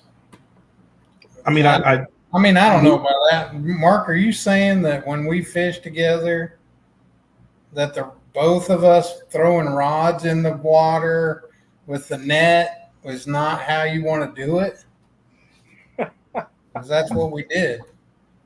Both of us. Moody don't net any fish. He just catches them all. He was trying to net mine, threw some rods in the water, and then I was trying to net his and threw some rods in the water. That brings up a point, John. It was chaos the first hour. That brings up a point that you made earlier that I wanted to address when you were talking about when you fish in the back and all the rods get tangled up. Yeah. No matter how much you try, right? You're sorting them throughout the day of what needs to be on the top. I always tell Scott, like, I'll go to grab something and every single eyelet is tangled up with every other rod. I'm shaking it. I'm like, by God, if I ever fall out of an airplane, I hope I got a fishing rod, because it's going to hang up on something and keep me in. You know what I mean? It's unbelievable, dude. Unbelievable. Yeah. I mean, even if you wrap them and everything, and they still friggin' it has no impact on it what you do. I've never understood that. Crazy. I don't either. What's next? Wow. Because if y'all don't got something to talk about, I got something to talk about. Okay, go ahead. Do it. So what's your guys' opinion on the old Rob G and the Johnston brothers situation? Let's air it out. Come on. People don't like to hear my opinion, Dom, on this, so I'm going to keep my mouth shut. Well, they won't like to hear mine either, but I'm not going to keep mine shut. So the best part about it is we've created a platform to where we can all share our opinions. Yep. And if people disagree with them, we can have that conversation. We've talked about that in the past. You know, I brought it up before. If it's kind of odd that people with conflicting opinions can't have a conversation and have a talk about things nowadays. Well, I feel like we're different than that. If you got a different opinion than me, great, and tell me why, because I'm all ears. Go ahead, Dom. Tell us your hot take on this. Well, I mean, I don't have necessarily a hot take. I just feel like it's probably the hottest thing in the hottest take in tournament bass fishing right now. So, and it's really, I feel like there's validity to both sides of it, of the thing. But I don't know, man. For me, I feel like the Johnston brothers were in the wrong on the situation, man. You know, and we can get into the nitty gritty of it, but for me, I like to take the names and the titles and everything out of the situation. All right. And when you talk about that situation, what happened was that an individual rightfully found a spot on a body of water, capitalized on it in a way that nobody else was able to up until that point, and was leading the tournament. Okay. You had another individual that we're not talking about where they're from, what they've done, or what they've accomplished. You have another individual in the tournament that knows where that leader is fishing and knows that he caught him there and comes in on the leader. That's what happened. All right. And whether it's my approach to fishing or it's my approach to life, it's as simple as possible and as cut and dry as possible. That one individual came in on a leader in a multi-day event and fished beside him without permission. And so for me, I feel like that's wrong. I feel like that's not the right way to go about it. If the roles were reversed, especially this year with the light that's been shed on the rookies, if we were to say to change the names in the scenario around and say JT Tompkins rolls in on Chris Zaldane, and Chris Zaldane is leading the tournament at Fork on the final day. But JT fished that spot last year in the college tournament. People wouldn't say that he had the right to that or anything. They would say, no, good individual, you rolled in on the leader, and we all know that's wrong.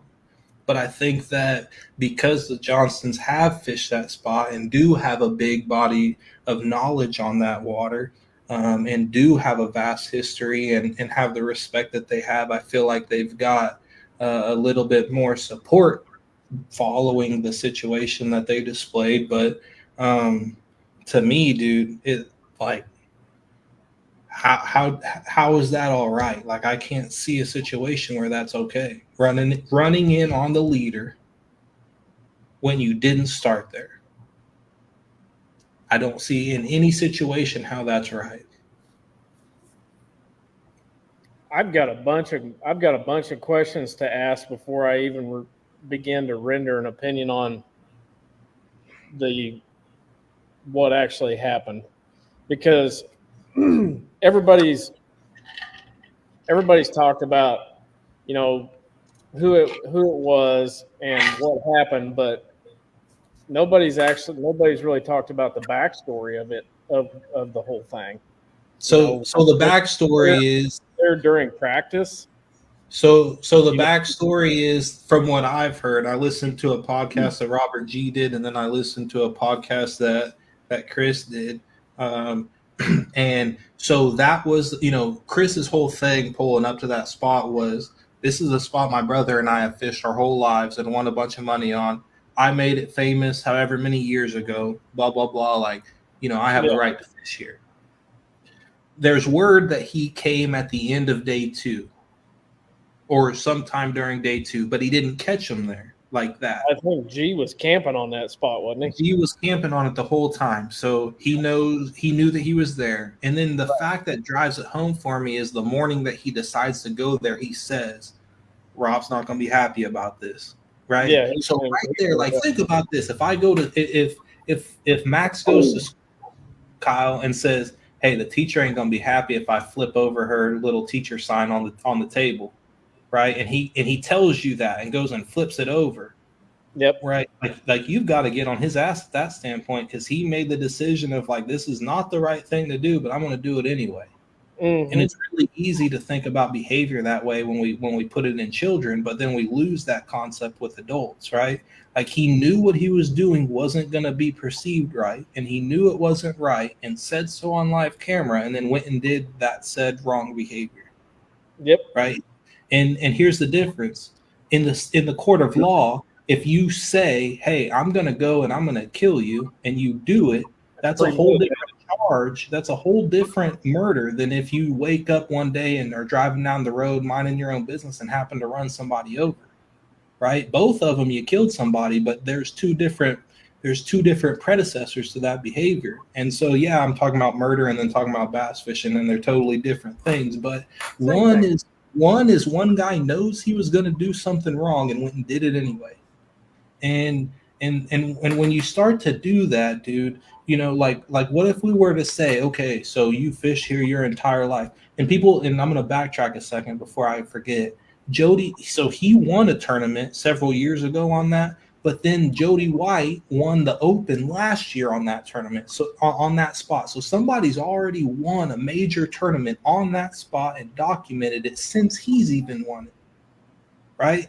So if he, because of his history on that body of water, is allowed to fish that, the next time the classic comes to Grand, is Jason Christie just allowed to roll up on the winner and tell him, hey, buddy, I've been shitting diapers on this point. Get out of here. Or is Scott Martin every single start of the year in Florida allowed to roll wherever he wants to because he knows every spot? Like, well, I mean, it comes down to that way of thinking for some of those guys, I think, because I'm the man on this pond, and we keep coming back here every year, and we don't change the schedule up a little bit. And yeah, I mean, it's like the hump at Bone Creek on the dam, Dom. It's those guys were willing to kill for $200 in a jackpot. Yes, sir. It's the same thing. It is, but and that's the difference, though. That's my whole reasoning behind it, is that like that whole behavior that everybody can agree we don't do, whether it's your jackpot 2-day championship with 10 boats, or it's a Bassmaster Elite Series. We can all agree that you do not run in on a leader in a multi-day event. But now, because of certain circumstances, we're supposed to make that okay. I don't see how, and the like all the comments that Corey made about like Ewok and all that stuff and Johnson Sandwich, like I don't have an issue with that. Like I think that more of that should be portrayed in the sport, because I think that we would have a more viewable and more entertaining sport than we do a bunch of guys in a collared jersey shirt looking down and just acting a fool. But I do have an issue with running in on the leader on a multi-day event. You got aggressive,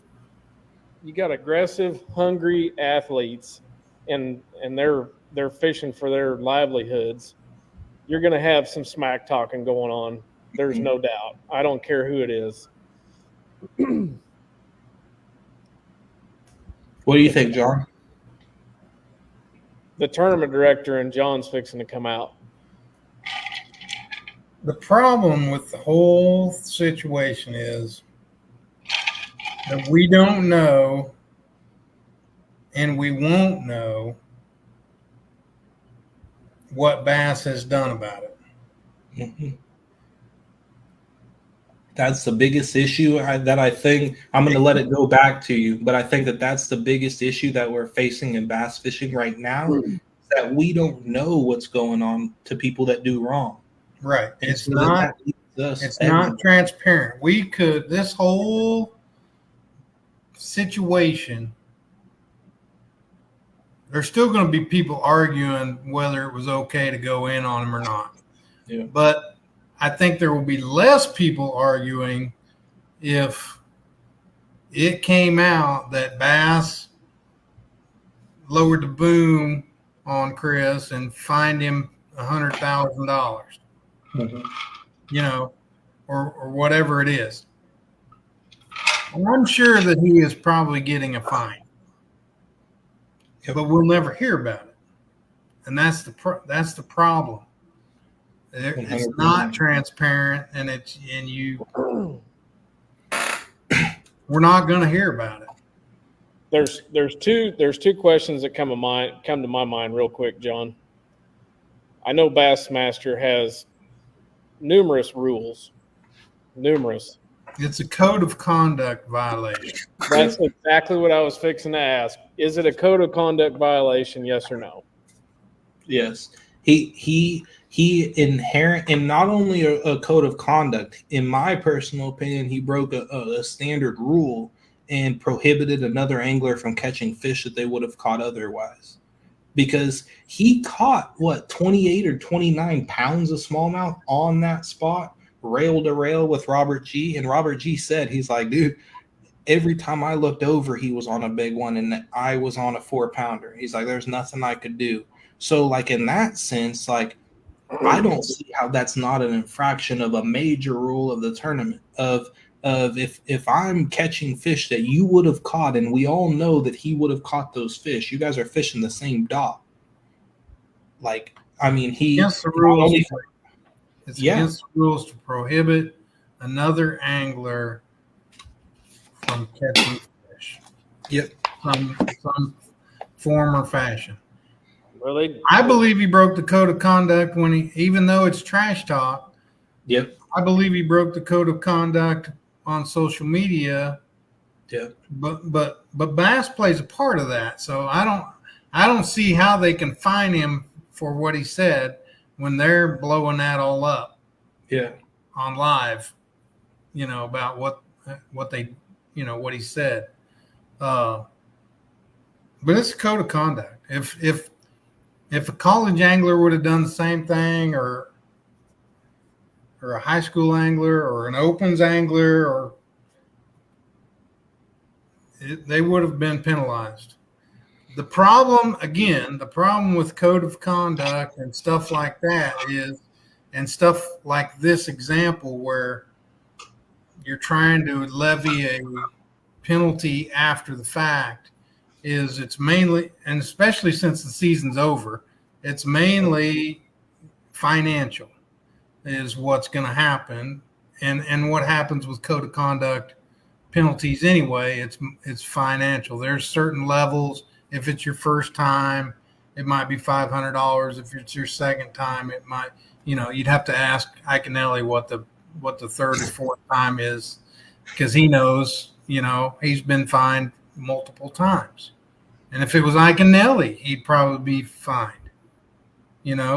for that same exact thing. He came in on KVD at Chick.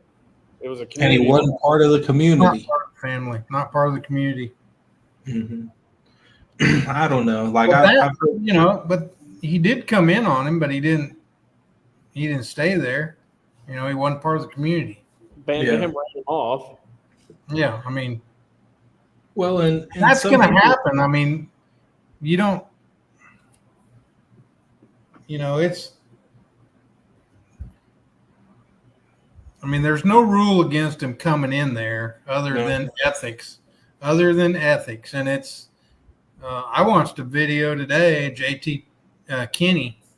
I don't know if you've seen this one. He talks about it, about the ethics and how they've gone away. And he specifically talks about, this, like he was talking about the Joe Lee,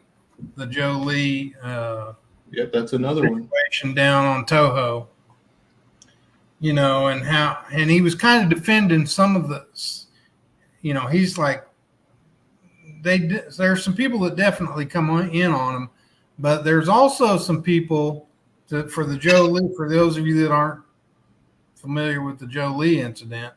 So there's a big grass patch, like a mile-long grass patch, but there's only little certain spots in that grass patch that they were catching all the fish out of. And it happened to be in an area that you got to go, all the anglers had to go by this patch of grass if they were locking down, or if they were, if they were going down, they were going past it. So everybody saw this grass patch. And everybody saw Joe Lee fishing the grass patch. And they knew the score, knew what he was catching. And they knew the score and all that stuff.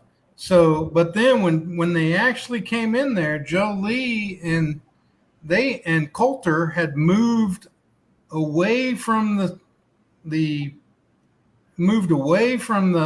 sweet spot, the juice, like a half mile away.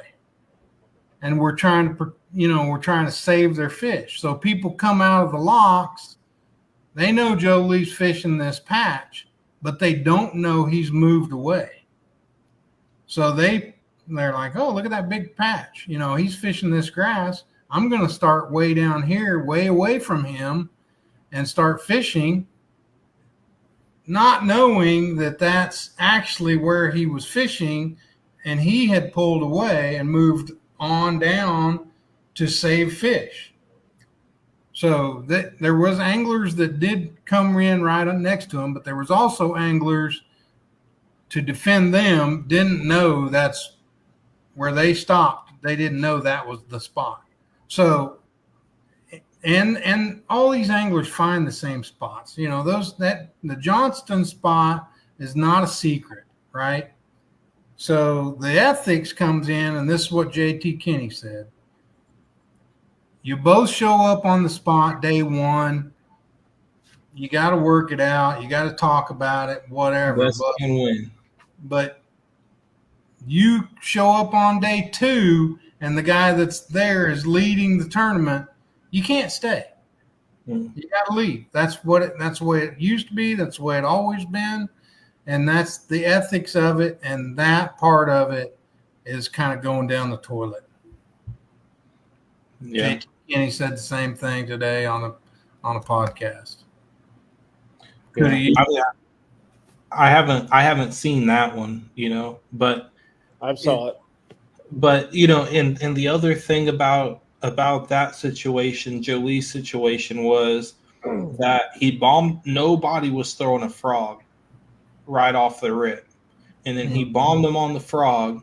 And MLF posted a gallery that night, and the next day everybody's on that spot winging a frog around, and it's like, dude, you know what I mean? Like, if you do go ahead and get on there and look, whether that's right or wrong, go do that in a different situation. But here you are doing it right where I am, right where you see me. Yeah. And that's where I have the situation. It's like you've made, when you make the moral and ethical decision to cross a boundary, that's where you open yourself up to judgment. Yeah. In my personal opinion.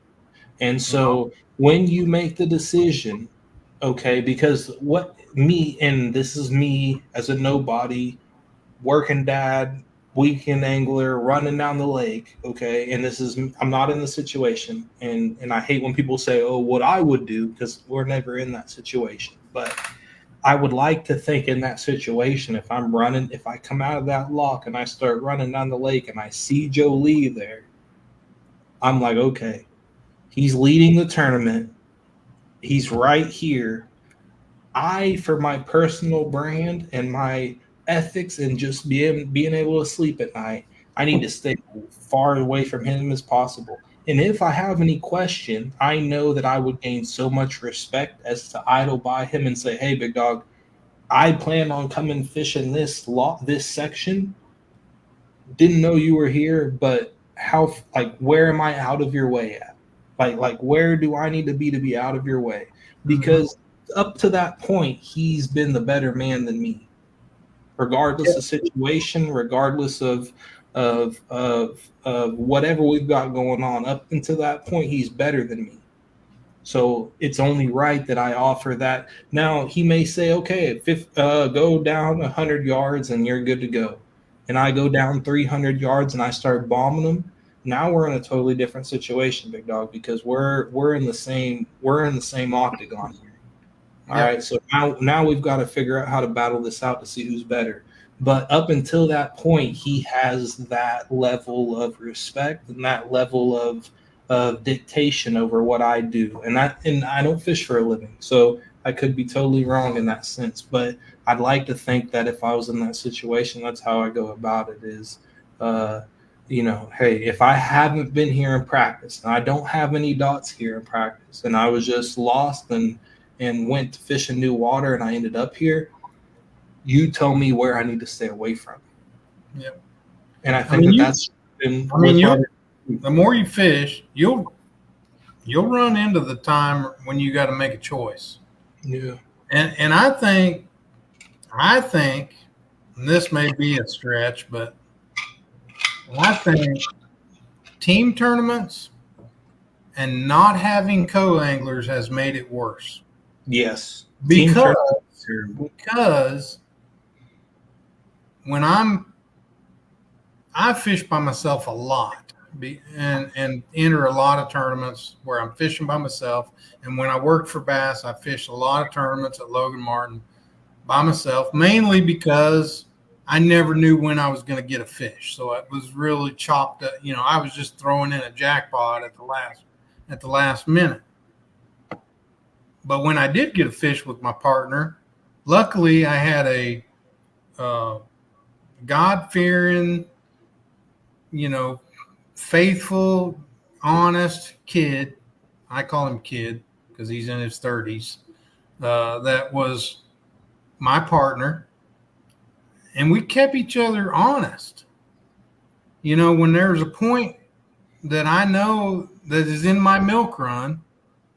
I mean, when I fished Logan Martin, I had a milk run, and that's what I did.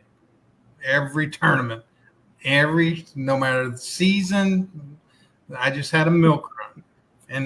And when I come to the point and there was somebody on it or coming up to it, there's a lot of anglers across the country. I'm not going to single out Alabama, although it's horrible there. I guess I just did single them out, but I had a choice to make whether I wanted to cut that guy off and fish the point in my milk run or go on to the next point. And I can't do it. I wouldn't do it. And we would go to the next point and come back and hit that one later. And so when you're in a team tournament, I think sometimes you get a couple guys that are just greedy enough that they feed off each other and don't have the ethics.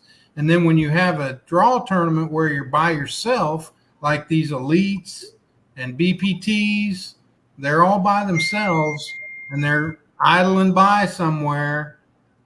Sometimes I think there's just not that person sitting beside them that they're thinking, is this going to be a good example for this co-angler if I cut this guy off? Yeah. There's nobody to hold people accountable. I mean, you know this as good as I do, man. Them team tournaments, whether you want to talk about Nichols or AIA, I mean, them team tournaments on Grand, big dog. I mean, some of the stuff that goes on in those is just absolutely wild. I mean, wild. The amount of audacity that some people have. I mean, to roll on folks and I mean, there for instance, there was one tournament Scott and I are fishing this year. We were in the back of one no wake cove, right? And it's a split, right? So you know, it's no wake to about halfway through this one, and then it's no wake halfway through this one. And so Scott and I are in the back of this one, and there's a team at the mouth of this one, and we catch a couple back here and idle up and start to run out, and we start to run into this finger. And the team that was posted up right here saw us run out, and they started to follow us. Well, there's a no wake zone right here. So we shut down and start idling, and because we were fishing the backs, we were running the backs, boom, boom, boom, boom, boom, boom, boom. And this boat had, I guess, gotten a bad rotation or been behind us or whatever, but they were tying up when we idled out. And when we rolled into that other one and shut down, here they come on pad all the way past us, boom, to the back and shut down. And I was like, I mean, there's no wake buoys on either side of us, two of them on either side of us. And I'm thinking, I mean, that's got to be no wake, ain't it? You know, and just completely cut us off. And there was a couple last year. That one I was all right with. I mean, I was looking for that boat later on, but you know, it's just a constant thing over there, man. Like every single year, dude, somebody, every single tournament is going to blatantly cut you off and do it in a disrespectful manner. And that's what I have an issue with. It's like, where is that level of like, because in my thought, and maybe it's because I don't catch any big ones. Maybe it's because I don't reel any in. But I'm like, if I was to go past somebody in an unrightful manner and catch a bass, that whole day, that sucker's riding in the live well, I'm thinking, dang it, man, although I caught him, I know I screwed those people up. I know I didn't do something right. And that brings it all the way back to, you know, all the drama that's gone in professional bass fishing, whether it's been some of the rookies, whether it's been this Robert G situation, whether it's been the Chris Aldane and the local, whether it's been whatever it's been.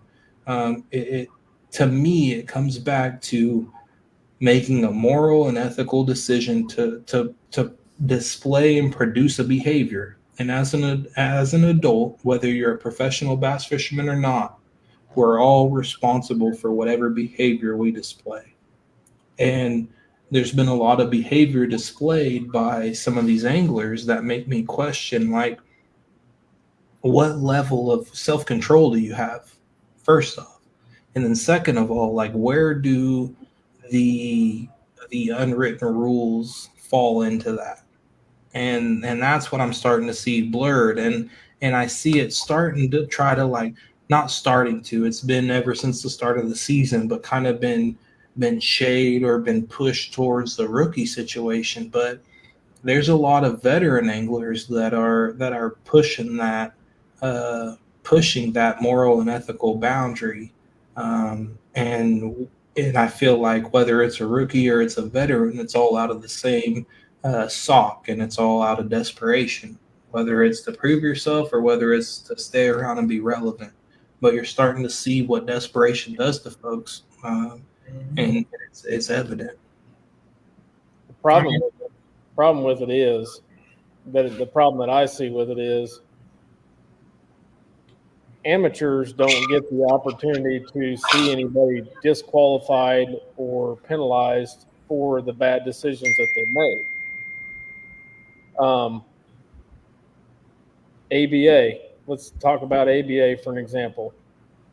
Somebody does the same exact act in an ABA tournament on a local body of water. Have they been disqualified for it before? So there hasn't been that example made, right? Professional bass fishing, 99.9% of the time, we'll never witness that example getting made out of said pro angler that did said bad act. So it's hard for amateur guys like us, weekenders, to learn from somebody's bad decision because honestly, we haven't played witness to what the repercussions of that bad decision are. I think transparency would, on rules, infractions, fines levied, penalties given, if they were just told, I think that would help. I really do. Now, is Bass going to get freaking crucified every time they disqualify somebody? From half of the, half are going to say great call, Bass, and half are going to crucify him. But they don't read the social media anyway.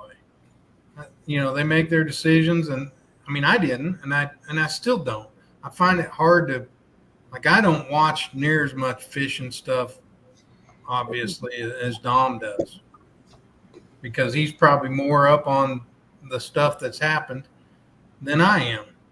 But when it's something big, I'll look at it a little bit. But just as a habit from when I was a bass tournament director, we didn't look at any of that stuff because you can't. You get crucified for every little decision that you make, whether you canceled the day because of weather or, whatever, and people don't see all this, the cussings that the tournament director takes by an angler.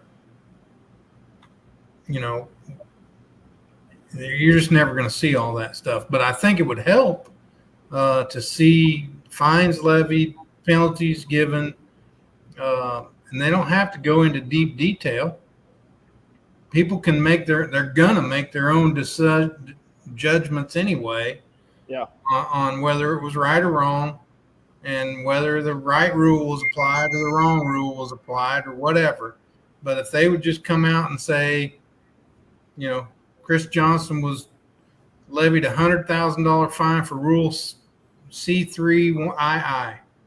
That's all they got to say. And then people will argue about whether that's the right call or not. But at least maybe people, and it would trickle down. And guys in the smaller events would learn from it. Yeah.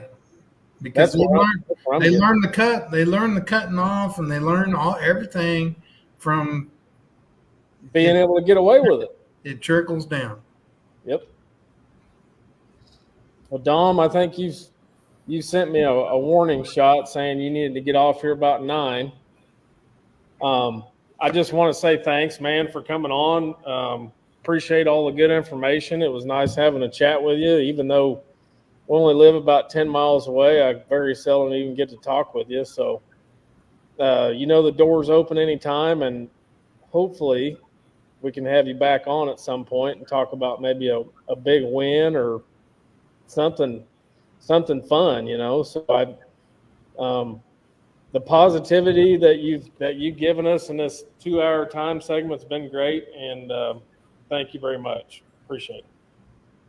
I appreciate it, man, and I appreciate the opportunity. I've watched you guys kind of grow this thing, and it's evident that you guys invest a lot of time and effort into this, and so I'm happy to be a part of it. DB, he's was a part of me going to Alabama, and I got to know him through that, and he's a great dude. Kiki, you're just as big of a part of anybody else I've climbed in the back of the boat with. We've shared the boat several times, and I enjoy your friendship and your knowledge of the game. And John, I enjoy logging on every week and listening to you. I met you there at Big Hill a couple months ago, and I'm just a big fan of what you back guys when got. I could catch a fish.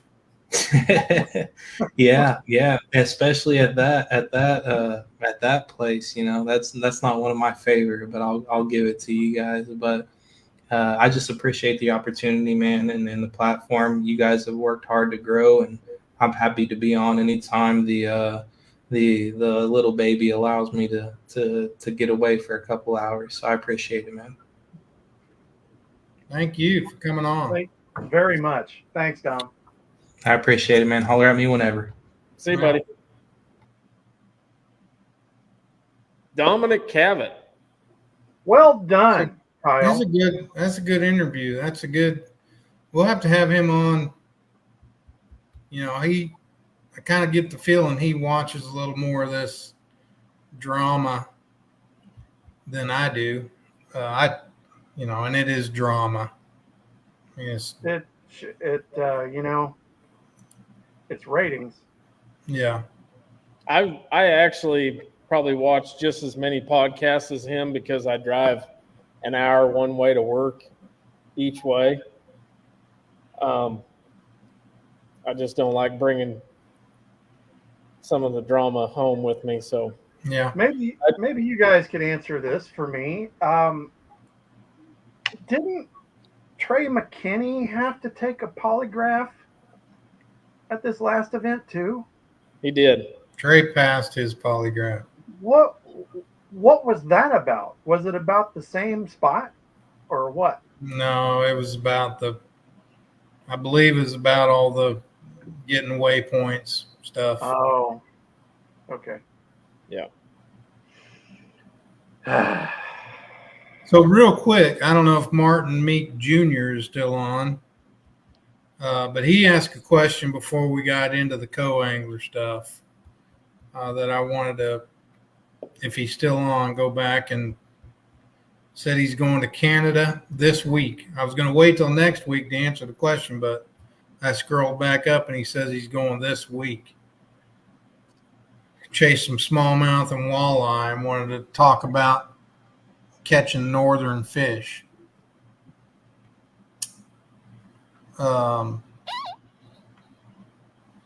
Really, you can pretty much throw whatever you want to throw. I mean, you're going to have a ball in Canada. I don't know if you've been to this place you're going before, but take some Senkos, Neds, drop shot stuff, spinner baits, crankbaits, chatterbaits, whatever you like to fish.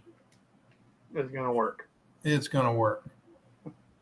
It's going to work. You should, you're going to have a ball up there. Don't rub it in too much, John. Gee, Christmas. Some of us got to go to work. So and no BS for me. I've been a couple times. We have bigger walleye here. Yeah, I'm not. You're going to catch a bunch of them, but they're on an average they're not as meaty and honestly as big as what we have right around here. Yeah, Go catch smallies. Go yeah, throw it top water for 8 hours and catch yeah. Top water. Focus on them smallies or largemouth. I mean, I don't know how far north you're going, but there may be largemouth too in the grass. And if there's any, I don't know if you're flying in or if you're going to the lake that's got some docks, but them docks, if you are on a lake that's up in the north that's got some docks, they're different docks than we have down here. You know, ours are all floating, whatever. These are the kind that they roll out, and at the end of the dock, they may only be 2 to 3 feet deep, but they'll be in 1 to 3 feet of water underneath them docks. You can throw a frog up under there, or jig or whatever, and you'll have a ball.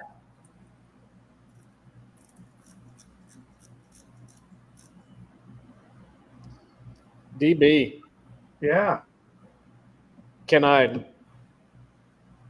just say, Don't you dare. if you were nominated for said something position, that I wanted to say this publicly. I did not want to reply to a text message. I think you would do an outstanding job. Well, From the bottom of my heart, buddy. thank you. I mean, you saw my response. I said he will do an outstanding job. Not would, will. Will. But Here comes that John Stewart guilt trip. But no, I will tell you this. I think you would be a great president. However, you need to be sure that you want to do that, because you know that once you start, it's yours until you move away to Alabama or wherever you're going to move to. As long as you're doing a great job, which you will, which you will do. And it's a fine line you have to walk as the president. It's a little different than tournament director or social media director. You have to try to sell to Kansas what Bass is telling you that needs to happen. But you also have to tell Bass what your members are saying, because you're there to represent the members of the Kansas Bass Nation. So it's a tough, it's not super easy, but you got to be, like we were talking about, you got to have morals and ethics, and which you have, and you'll do a great job if you decide to accept the nomination. Or and I know, and I don't know if you're hesitant or not, or if Mike is running again or has been nominated again. That was hard for me when I was nominated as president. Steve Grigsby was president, and there was a lot of folks that didn't like Steve, but I liked Steve. And I thought Steve did a fine job. And I would not have ran against him had he not said he wasn't running. And then after I was nominated, he decided to run, and then it became a mess. So I don't know what's all there, what's going on there. There's, you You'll do a great job if you decide to do it. I know that for a fact. Well, thank you both for the votes of confidence. We got to get through this high school club thing first, and that's all I can say, because that is ongoing investigation, and the longer it goes, the more it unravels, and it is the most bizarre thing you've ever heard. It's literally like The Sopranos. I would just like to say that, and I hate admitting this because there's a bunch of Kansas Bass Nation members on. I'm not a member in good standing at the moment, but I will be a member in good standing if I can come to the meeting and vote for you. Oh my! Your club has to be in good standing. I'll find a bass club that's willing to be in good standing to get a vote. Unless they've changed it since the last meeting I went to.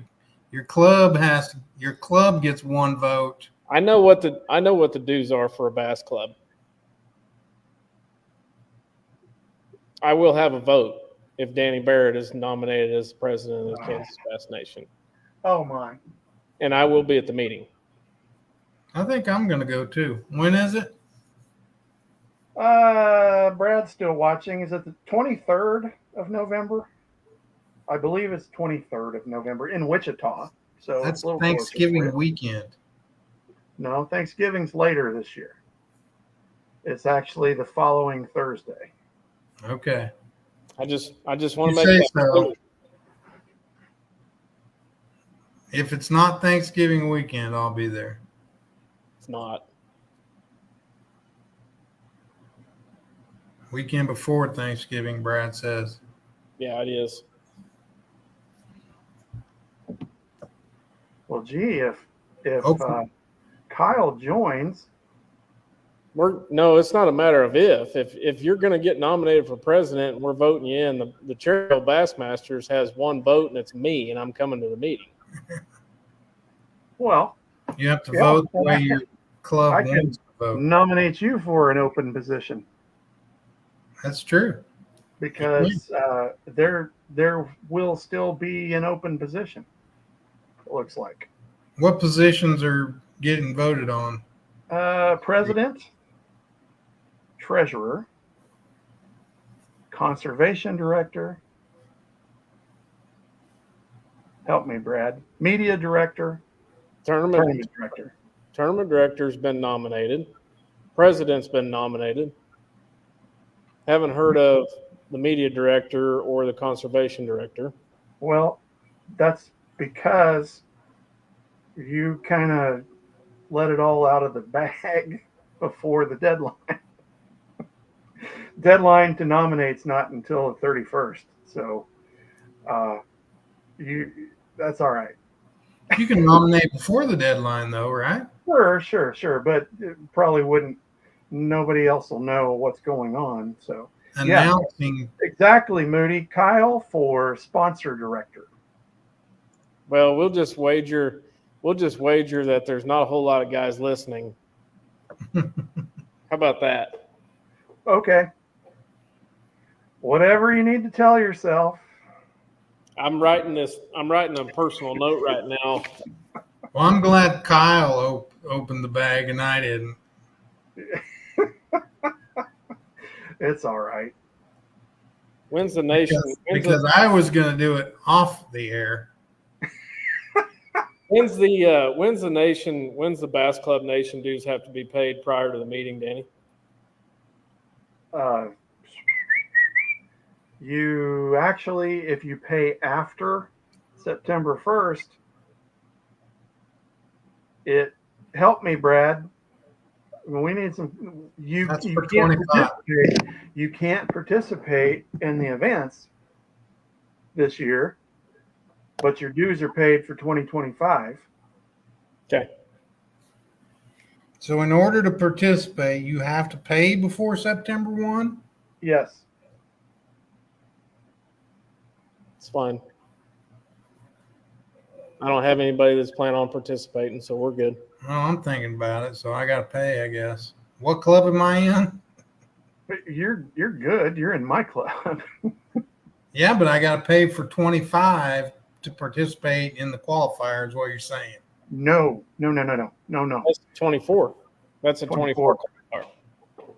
See, we're still chasing guys down to pay their dues for this year. So I can wait till September 1 to pay my dues and still fish the qualifier. Yeah, you've already paid. You're good. But this qualifier is for next year, though. Well, leave it to the tournament director to confuse me. No, you're good. You have paid this year, so you are good for this year's events, even though it qualifies you for 2025. Okay. Yeah, you're I'm good. not sure everybody's clear on that, but Oh, I guarantee they're not. So, it is what it is. okay. What club am I in, D? You're in mine too, Moody. You're in Sandhills. We're all in Sandhills. Dennis is going to be in Sandhills too, I think. To go fish at Melbourne. We should have a tournament. Sandhills. I know. Let's do it at Melbourne on the 21st, 22nd. Danny, At the state qualifier? Yep. Okay. Danny, do you got I'm not. any other nation announcements that you haven't already broadcast over FB? No, not really. We're just trying to get guys rounded up for the BNC qualifier in about That's 3 weeks. September. And if they haven't paid dues yet this year, we're letting them pay up until August 31st. And how much are those dues, boss? $30 to KBN, $30 to Bass Nation. Gotcha. Oh, well, Brad, we did talk about the banquet a little bit. Yeah. Banquet Wichita this year. I have 3 gentlemen that are already nominated for the master class. 3 pretty good ones. 1 real good one. And I hope he's able to be there and participate in that. That's our Hall of Fame type thing, Kister. Yeah. I was still soaking in some of the stuff that I've forgotten over the years, but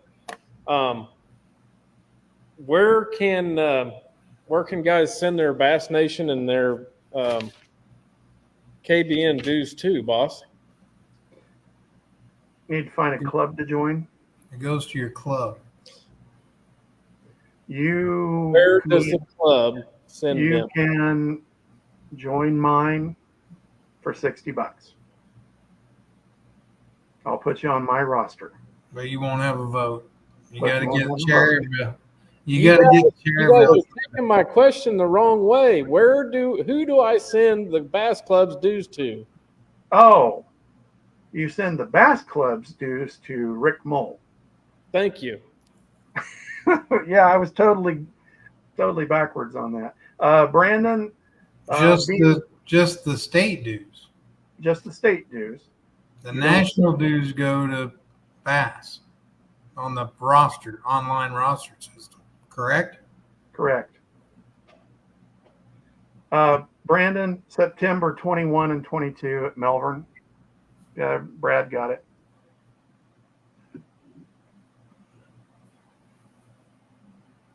And then you got the team at Melbourne in October, That we do. which I'll tell you right now, Jeff and I are not fishing. Well, We would have to win both days, and pretty much the top half of the field would all have to zero. So you're saying there's a chance? I'm saying we're not fishing. Oh man, Jeff's coming down here to pre-fish for the last couple days to cut off before the national championship, and then there's a Costa tournament on the lake here Right. October 13th that I may jump in. I'm sure Brandon's fishing it. honestly, Brandon, It's I don't know. guaranteed 15 grand. Oh my, nice. And second is 5 grand. That's guaranteed. And they probably won't break 100 boats. They might, but I don't think so. Because they got a late. I talked to the guys that are running it. They got a late start on everything. Know that feeling. Costa they got late approval from Costa to even have it, so it's kind of a spur of the moment thing. They said they'd be happy with 100 boats, so 100 boats for 15 grand and a bunch of Costa swag. Yeah. And they're having a little like Costa get together at the regatta the night before or 2 nights before, Friday night or Saturday night, maybe the night before. I'm probably going to fish that one.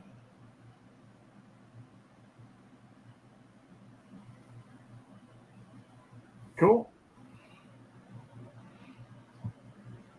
Man, Dominic left and we're just all tired. Oh, now you got me reading on how to send dues to Bass for the Bass Club. You got I can walk you through it. No big deal. it's easy, Okay. especially if Cherryville still has a bass number, which I'm sure they do. Oh, yeah. Just got to figure out where it's at. We can probably find that for you. Yeah. Well, I read in the instructions on bassmaster.com that it says, number one, contact your Bass Nation president. Here's the list. It had a link. I could have clicked on it. There you go. Brandon, for the qualifier, I honestly don't know. Probably 25, 30 boats. How many So, co-anglers? Uh, Six. I hope there's no more than 6 because I signed up as a co. Well, I may sign up as a co too. Bradford is going to look up your Cherryville number for you. Yes, Brandon, top 6 goes directly to BNC in 2025.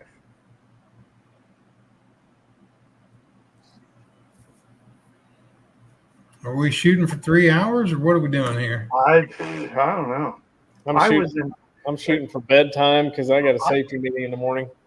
I was in bed an hour ago this time last night. Yeah. I got to go check on. We're watching Riggins, and right before dinner, he threw up all over the camper. All right. Not really all over the camper. I was talking about this with Val. I wish kids would throw up like dogs. Because he threw up in 2 neat little piles. And, kids, they start throwing up and you grab them and run them to the bathroom and they puke the whole way. Oh, yeah. I'll leave you a trail. Yeah. Connor threw up in my mouth one time. Oh, my gosh. All right, wrap this thing up. Come on. Real quick, Brandon, you would need to join a club and pay by this coming Saturday. Tournament registration is till the 15th of September. John, Yeah. I'm already signed up for that tournament. Who you fishing with? Friend of mine from here in I town. mean, you could have texted me and just said no. I didn't want to text you. I don't like texting back sometimes. Well, That's no no big kidding. deal. I Not a big apologize. deal. I apologize. Not a big deal. Moody won't answer me either. I'm sure he's already fishing. He's fishing the qualifier. Yeah, he may change his mind. Oh man, you guys get your money Well, worth, don't you? Team series. Oh, he did answer me. He's fishing the team series. He may change his mind, though. I'm just waiting on that 100 million to roll in Oh, we'll get it after tonight. from Amazon. Guys, thanks for watching. As always, peace.